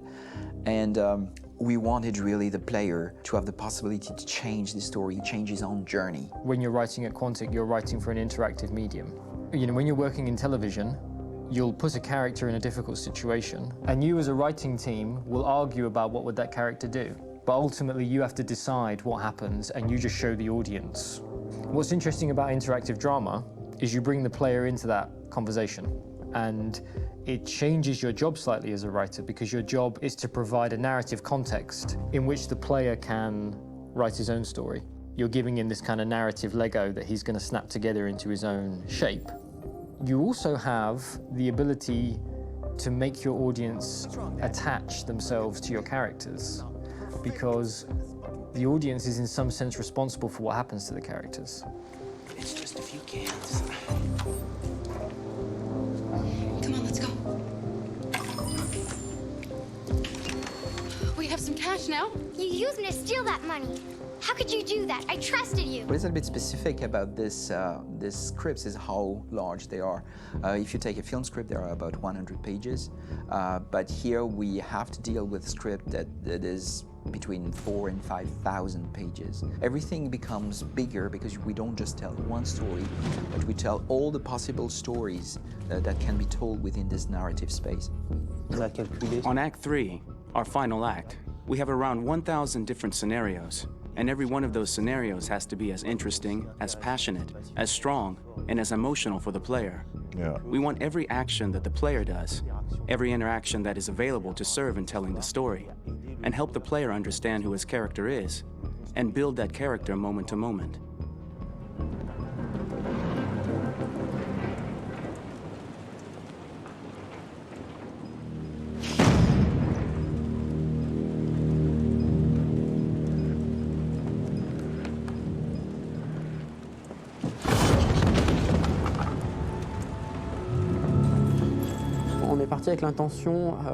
We started with the intention pretty early on that we would never lie to the player. So we implemented a visible tree structure in the game that players can consult during a scene or at the end of it, which shows exactly what they did and what they missed. There are games out there offering world exploration. We offer narrative exploration. You know, keeping control of such a wide and large story is a huge challenge. So same thing when you shoot with actors, because you will need to shoot many different versions of each dialogue, of each scene. For actors, it's a huge, huge challenge. Because of the style of the game, you have so many different ways that the character can go. Every decision, it's what I call kind of choose your own adventure. Like every decision that the player makes, it's going to open up 40 more pages of material and experience that ties in, which means as a performer, you have to try to continue to make things feel real that the player might not ever see, but also that in performance, it's not always connected to a previous act. It's grueling, it's hard work, but it's a great team, and I enjoy doing it. I was really frustrated, until I got to this point where I kind of was able to step outside of my own experience and even in a lot of ways my own process, and be able to step outside of that and okay, this is something new, what do you need? How do I meet you there? How do I give you what you need and still feel like I'm doing what's right? And once I did that, then all of a sudden it got really fun. It was much freer, and having to approach it in a new way and think about the player and think about how it serves them and what I'm doing for them or what I'm letting them into. It's really, I think, helped me grow in general. Remember, there's nothing on the left, that's a wall, so it's probably all there. And then make her come first, close, but I think you would go first to check that it's safe. Okay, sure.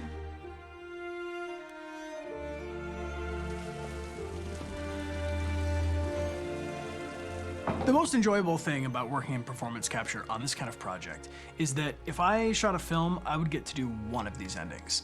I get to do so many different things as Connor. Your head goes all over the place because you're trying to keep track of basically 4 different storylines for each different response. What's the name of my dog? Buddy? Scout. I think it's Jack.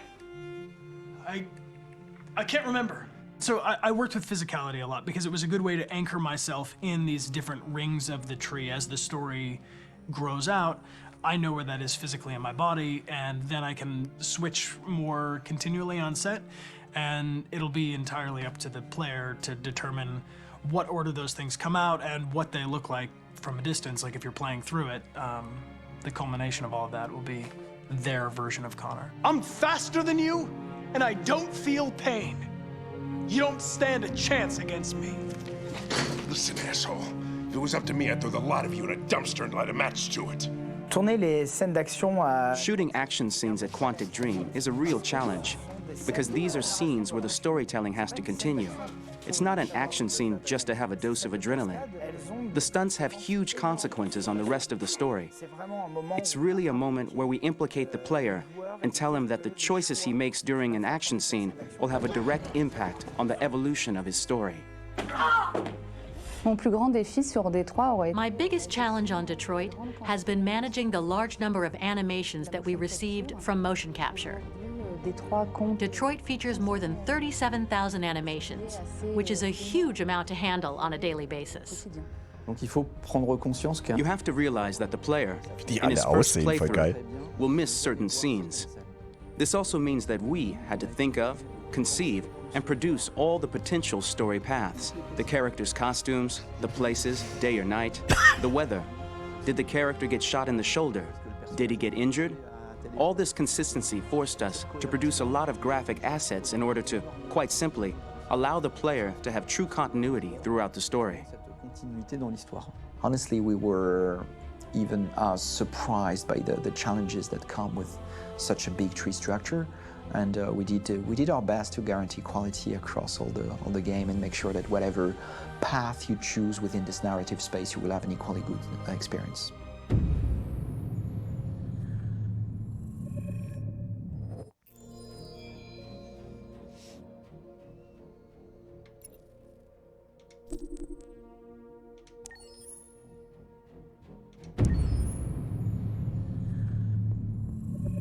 Detroit Become Human was produced over a period of 4 years. Here in Paris, we have a team of about 180 people. And to that, we need to add also all the outsourcing with our partners in the Philippines, in China, Vietnam, and in India.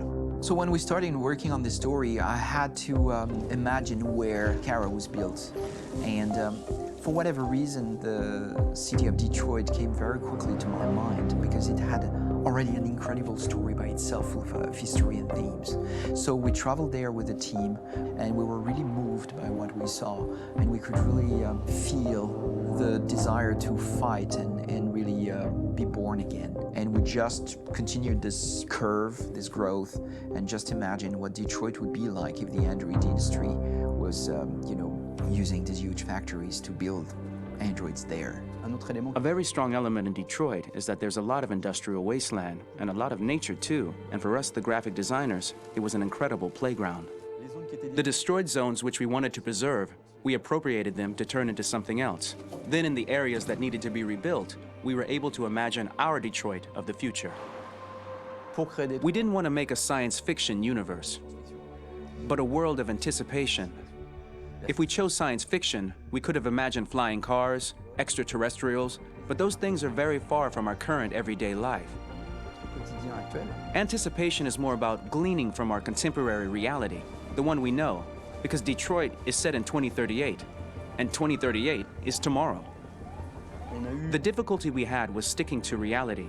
That is to say, technology becoming more and more invisible, a lot more elegant, and at the same time, making it visual. So all the computer equipment, autonomous cars, we simply had to invent. They are in fact very technological objects, but at the same time remain very credible and ingrained in reality. To create a cohesive universe in the fashion and clothing of the human characters in 2038, I didn't want to put an accent on strange shapes, or really vibrant colors, and things we wouldn't know. That I wanted to keep for the androids. The goal was to create something familiar which we can identify with in this future setting. Working on the artistic direction for the androids was a bit special because this is a project about the place they could occupy in the human world. It was out of the question for them to be too beautiful or too perfect. They had to correspond to every social class, rich and poor. Inspired by everyday utilitarian clothes, I brought a modern touch by adding dynamic display surfaces, the armband we can see on the side, the triangle on the front and back, an LED. Like that, there's no confusion. Wait. You're sending an android? All right, ma'am. We need to go. You can't do that. Why aren't you sending a real person? Once we cast the actors, we travel to meet them in order to scan their faces. We record the structure of their face with the scan.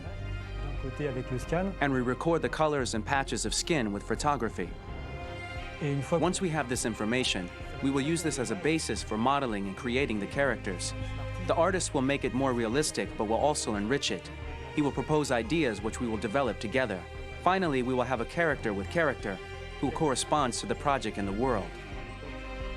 When the actors come to Quantic Dream, we show them the design, what their image will be, and what they will look like in the game.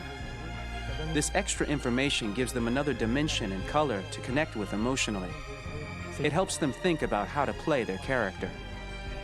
Your mission That's all you care about, huh? You should consult a professional who can help you. Beat it, you hear me? Get the hell out of here. So there are 3 types of shoots at Quantic Dream. Shooting and performance capture, where you capture the whole actor, his voice, his face, and his body. These shoots are obviously done with American actors because the game's original version is in American English. After that, there are the body-only shoots, representing around 250 days of filming, while the performance capture is 100 days of filming. Now, body-only shoots, there are 2 types. There are the action shoots and the technical shoots, which are mokit shoots. Mokit is when the player controls a character on the screen, and he moves in an environment to explore it. This is of particular importance at Quantic Dream, and therefore we shoot a lot to offer a unique context for each scene and each character. To prepare a motion capture shoot, we first get together to look at the sets we need, the animations that we want to shoot, which ones need to be grouped together, or which ones need to be cut and shot at another time, so that we get the most out of the shooting day. This often means shooting scenes out of order, especially those with big props or accessories, like a big car, for example. So we shoot all the animations related to that particular prop first.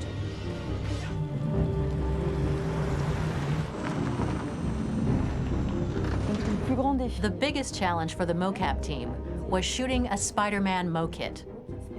We had to build a wall and attach an actor to a harness with cables so we could pull him up and render him climbing. The shooting on this game total took about, I would say, more than a year, maybe 1 and 2 years, with about 300 actors on set, so it's quite a massive production. But so much happened on this set, between the stunts and the shootings with a little girl and all these great actors that we had. It was really a very, very memorable journey for the team and for myself. Today, Detroit has over 37,000 animations. When we retrieve the motion capture data, it's just a cloud of points, which represent all the markers worn by the actors. From this cloud of points, we have a phase called retargeting, which gives us a skeleton. This skeleton will be applied to the characters of the game. There is still work to be done, but this gives us the main movements. Since we are working on something very realistic, we must recognize the actor and also recover all the emotion he expresses in his performance. We use a system of facts, an identity card for each actor. We make the actor do a whole range of facial expressions. Then we recover all the expressions and paste the animations on a puppet that Jan has prepared. I then recover and refine these poses. I might stretch the lip, reinflate a cheek, tiny details that make the finished product really capture the actor. Because of the nature of our mocap system today, when we receive the animations, we're missing eye movements, and so the character has that dead look. He really has no eyes, so then it's a big part of the work for the animators to find the regard of the actor in relation to his position, in relation to the body, etc. It was crazy when I saw the newest model for Kara, because they've been working on it, and this was the first time I literally jumped in my seat. It not only looked so much like me, it was the fact that it looked so lifelike. It wasn't that it looked just like it was a camera, it was something else, you know, but it looked alive. It's exciting, and it's kind of terrifying. Game after game, we learned the rules of optics and filming, and our goal with Detroit Become Human was to have cameras that would actually emulate the optics of a real physical camera. So basically dealing with real-world imperfections was our main task, and just to make cameras look as real as we can.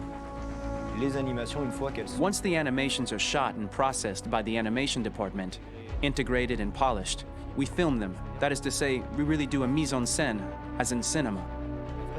The real difficulty of our job is to know if these cameras are telling us something. Are they in the emotion of the scene? Do they describe exactly what the action must convey, what must be felt?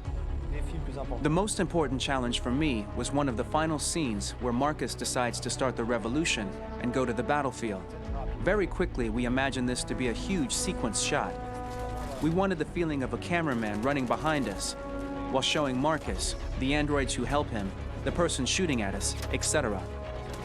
Above all, it was necessary to say to oneself, this scene is very violent but does not glorify war. On the contrary, that war is something improbable and absurd. It was really a fun challenge. The idea was to say we have 3 characters.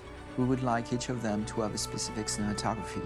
We wanted Kara to be much more filmed with some kind of handheld camera, to have something very living, very breathing.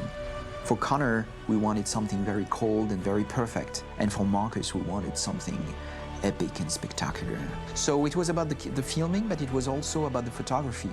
So we worked with a director of photography to give each character a different lighting, different key colors. Each of them would have their own worlds. And finally, we worked with the composers, so they would create a specific sound for each character, so each would have his own world and his own style. Yo, yo, yo.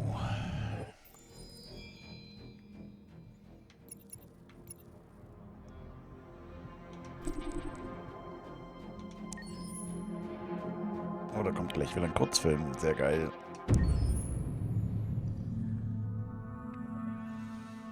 Pour la bande originale du jeu, on a essayé d'être... For the soundtrack of the game, we tried to be very close to what is done in film. We were constantly asking at each place in the game, why are we putting music here? What is it going to say? So we focused the music on bringing emotion, which is interactive and supports the character's arc. I'm sorry, honey. I'm sorry. I'm sorry. You know I love you, don't you? You know I love you. We make games that are very narrative. We're really into interactive drama, so the soundtrack also had to go in that direction, supporting the 3 characters' very different stories. We really wanted 3 colors, 3 musical sound identities, and from there, having 3 composers made sense, since the story of Kara, Marcus, and Connor are all completely different.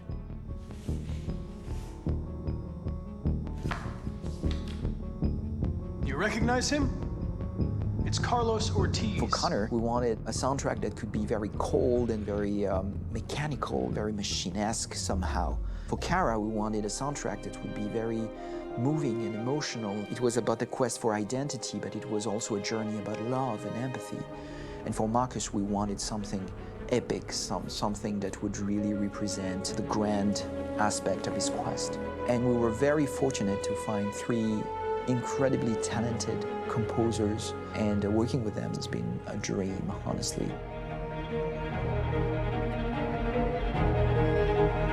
Oh, geil. My name's Philip Shepherd, and I'm a composer and a cellist and a producer. And today we're at Abbey Road Studio One, which is my favorite studio in the world. And today we're recording the soundtrack for Kara from Become Human.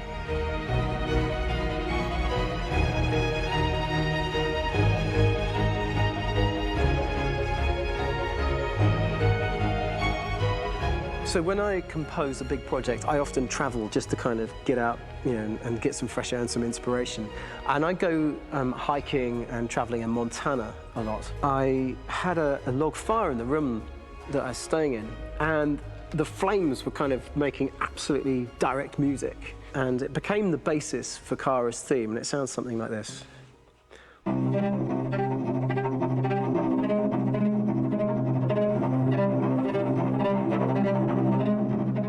Now, over the top of that, I found a little theme that just seemed to fit over the top, which is taking Kara's name, Kara, and just using like a 2-syllable motif, and it sounds like this. We're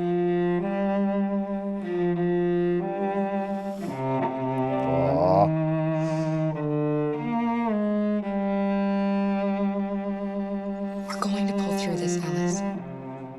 As long as we're together, nothing can hurt us.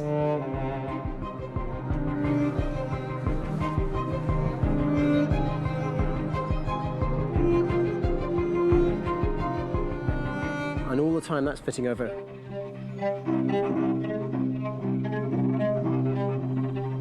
So it kind of works in lots of levels. And in fact, every single theme in the score has one of those elements built into it, and it becomes sort of the DNA of every single tune.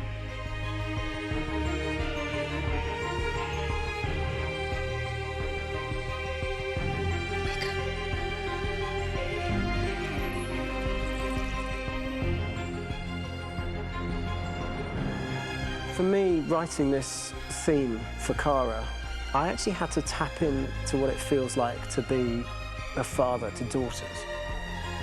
I really had to tap into everything I feel about my daughters and thinking, well, if I had to write music for them and that sense of trying to protect them but also give them the freedom, that's totally where it came from.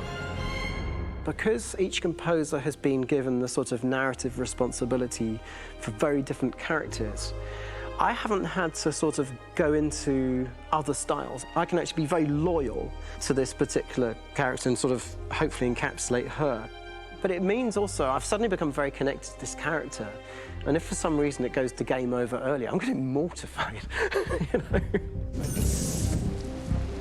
They're over there! Starting a new project, for me personally, it's always finding the right tone, finding the right color, I like to call it. For me, it's finding that right texture that actually sits against picture really well. One of the biggest things is I created custom instruments for Connor.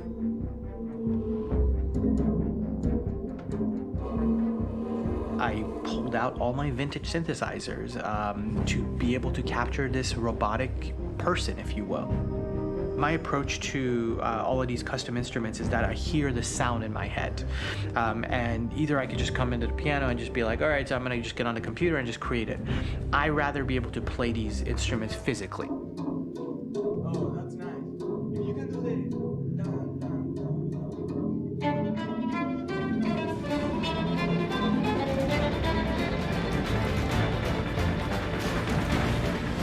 As soon as you see Connor the first time, there is a really interesting thematic idea that you hear, and that's just made out of a Moog synthesizer, but completely manipulated in multiple ways. And it's robotic. It has a little bit of an emotional to it. He's on his mission, so you feel that as well. So it just kind of gives you that cold, motionless, with a mission in hand that you kind of feel throughout the whole thing.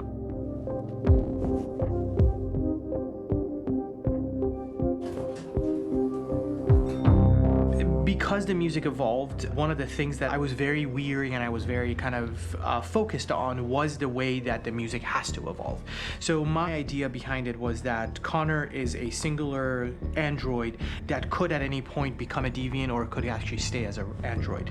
So I created a more or less an Connor theme, and then I was able to just manipulate it in different aspects of it. Is everything okay, Lieutenant? Chris was on patrol last night. He was attacked by a bunch of deviants. I'm a human being writing for a robot, and throughout Connor's journey, he meets someone, he meets a partner. So how do you deal with a robot feeling? And I've met a partner that I'm gonna work with, or all of a sudden he sees a dead body. Does this robot have an imagination? Does this robot have a feeling? And if yes, how do you translate that into non-emotional music?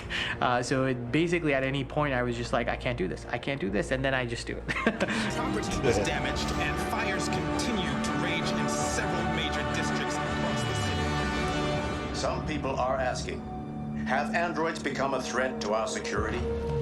When I first started really digging in on Marcus, the one thing that I really tried to capture was the transformation process. You know, Marcus is this android that evolves over the course of the game and really goes from kind of figuring out that he's more than just an android. You know, he's starting to develop kind of a human soul in a way.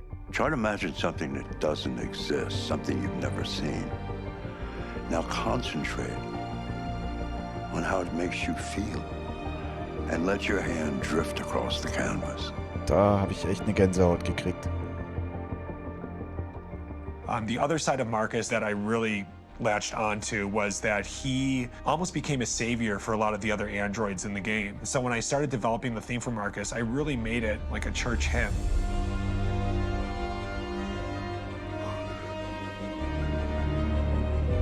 wanted it to be very simple. I wanted to make it a chordal melody. I really wanted to make it almost like a Bach hymn. The tough thing with that is it had to be recognizable.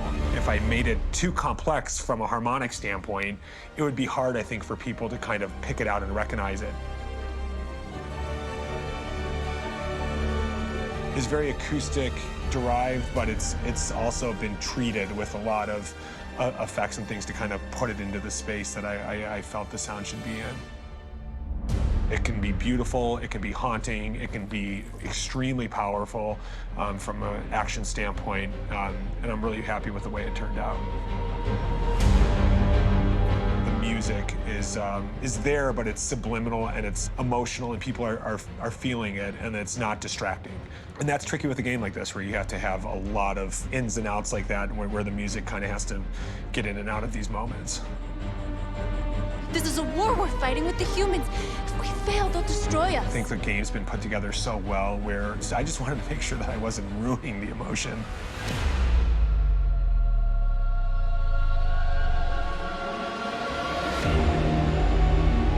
I gotta be honest, when we first started on this path, I said, oh man, this could be pretty messy, you know? I mean, it could feel disconnected, but I mean, it's amazing how they really guided us and got us to really kind of all be in the same world, but at the same time feeling completely different. So it's really gonna stand out and kind of be one of those games where people are really gonna notice the music and kind of how it was crafted, and, you know, and all the hard work that went into being able to pull it off in a graceful way.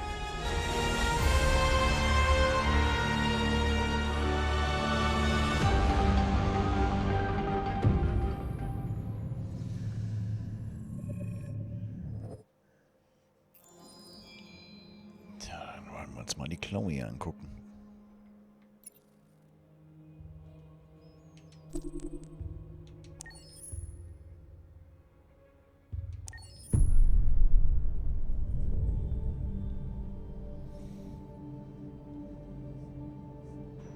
For starters, what should I call you? I'm Chloe. And you, what's your name? Oh, John. My name is John. Delighted to meet you, John. Could you tell us a little about yourself and what you can do, Chloe? Of course. I'm the first personal assistant built by CyberLife.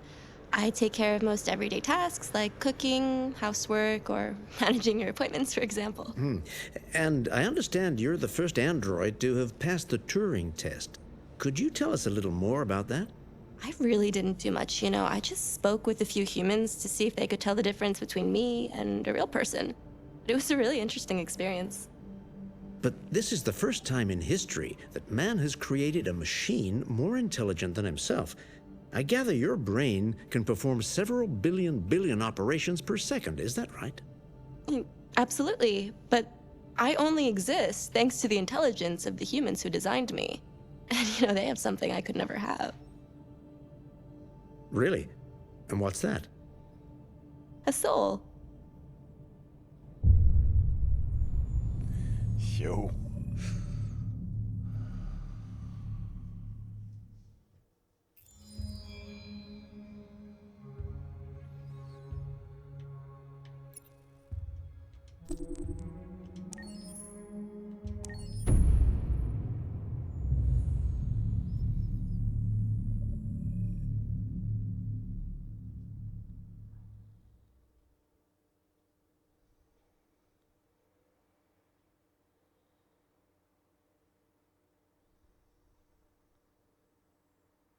Hold on, just a little while longer. Hold on, just a little while longer. Hold on, just a little while longer. Everything will be alright. Everything will be alright. Fight on, just a little while longer. Fight on, just a little while longer. Fight on just a little while longer. Everything will be alright.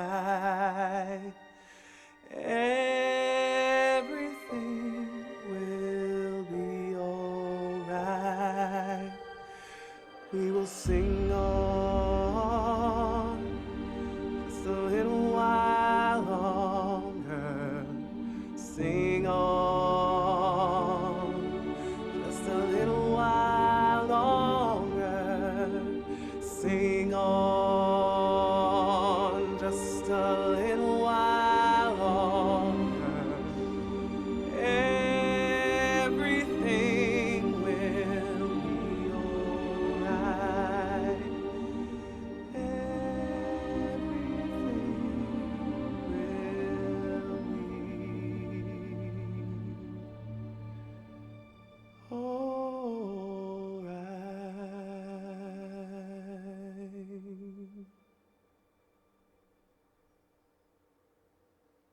Whoa.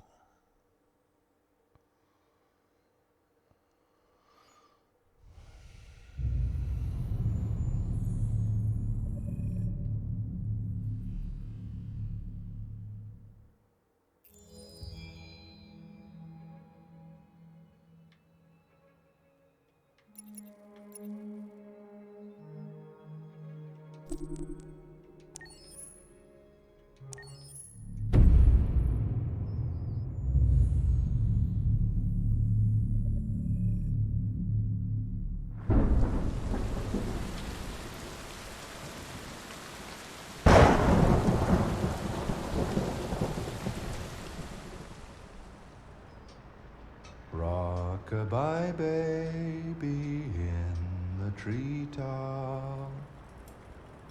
When the wind blows, the cradle will rock.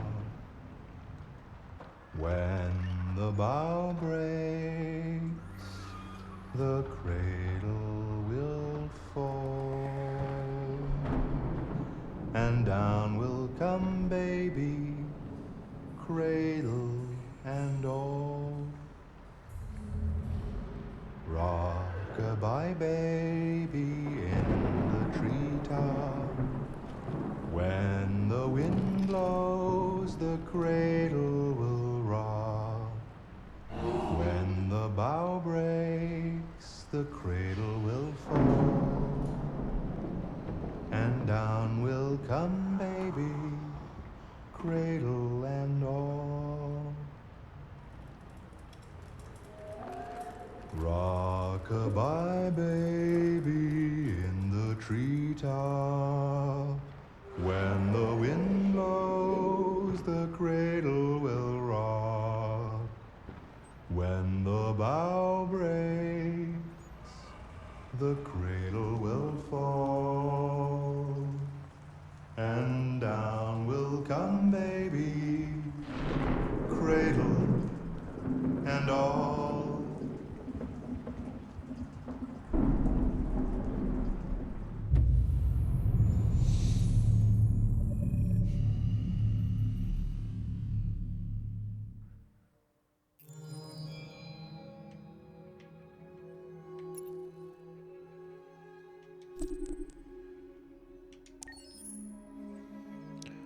Das letzte Video.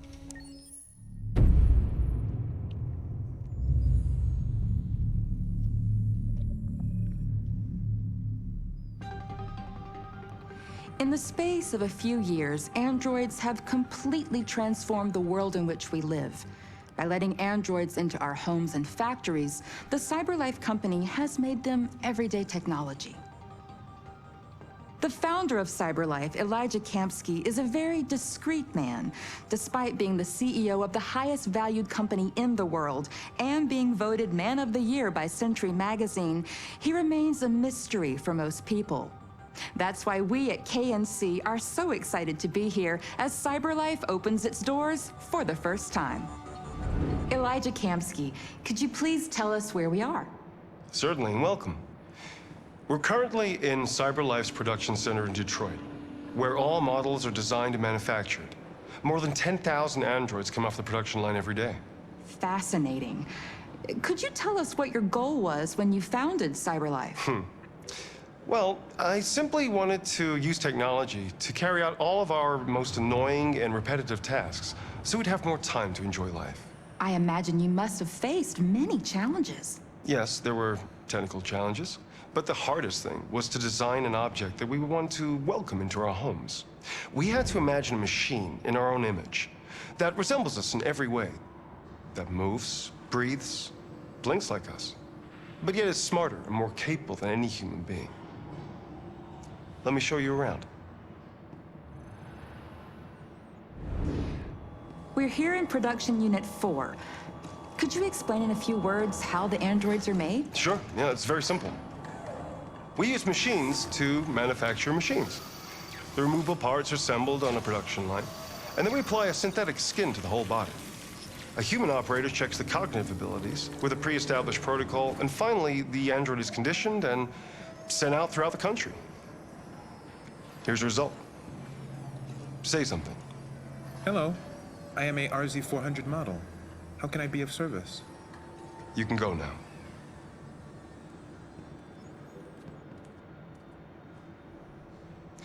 Our androids are already replacing humans in many fields. For example, they represent more than 80% of all university professors and 63% of all medical staff. Tomorrow they'll replace our soldiers, and who knows, maybe one day, our leaders, to make the best decisions in humanity's interest. Come on. Replacing humans with machines has led to record unemployment of 28%. What do you think about the situation? Okay. The first steam engines also caused an increase in unemployment. But no one today would imagine turning back the clock. Artificial intelligence makes everyday lives easier. Nothing can stop progress.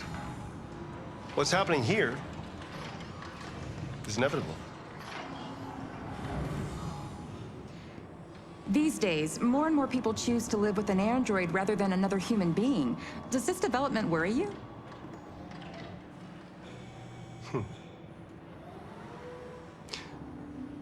Everything's much easier with an android. They obey your orders without ever complaining. They can cook, discuss philosophy with you, have intimate relationships according to your desires. They never say no. Obviously, they are the perfect partner. Everyone deserves happiness. Why deprive yourself of so-called moral reasons when a machine can make you happy? Many science fiction books tell the story of how machines become more intelligent than us and end up confronting us. Aren't you worried about that possibility? I understand the irrational fears about artificial intelligence, but I assure you that will never happen with a CyberLife android. They're designed to obey humans. They're machines. They can't ever develop any sort of desires or form of consciousness. Are you sure? I'm absolutely certain. You can trust me. Tja.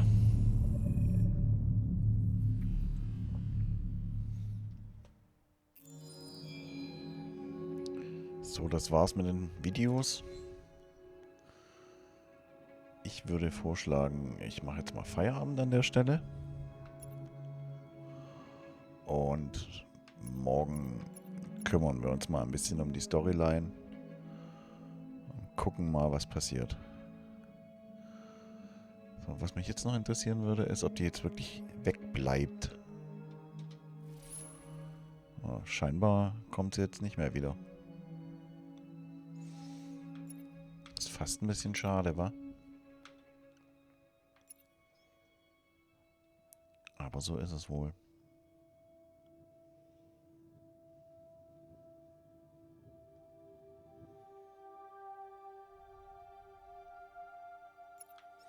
Tja, fortfahren geht nicht. Neue Geschichte.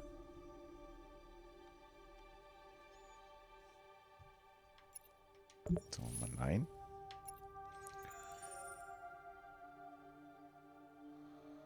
Könnte ich jetzt theoretisch...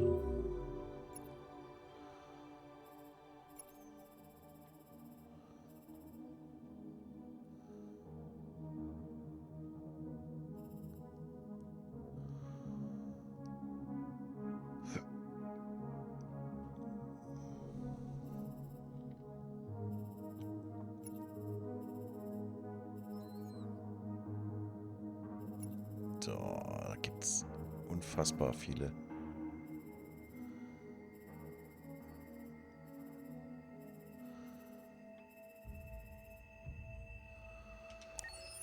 Ja gut, aber wie gesagt, das morgen. Heute ist erstmal Schluss. Danke fürs Zuschauen und bis morgen.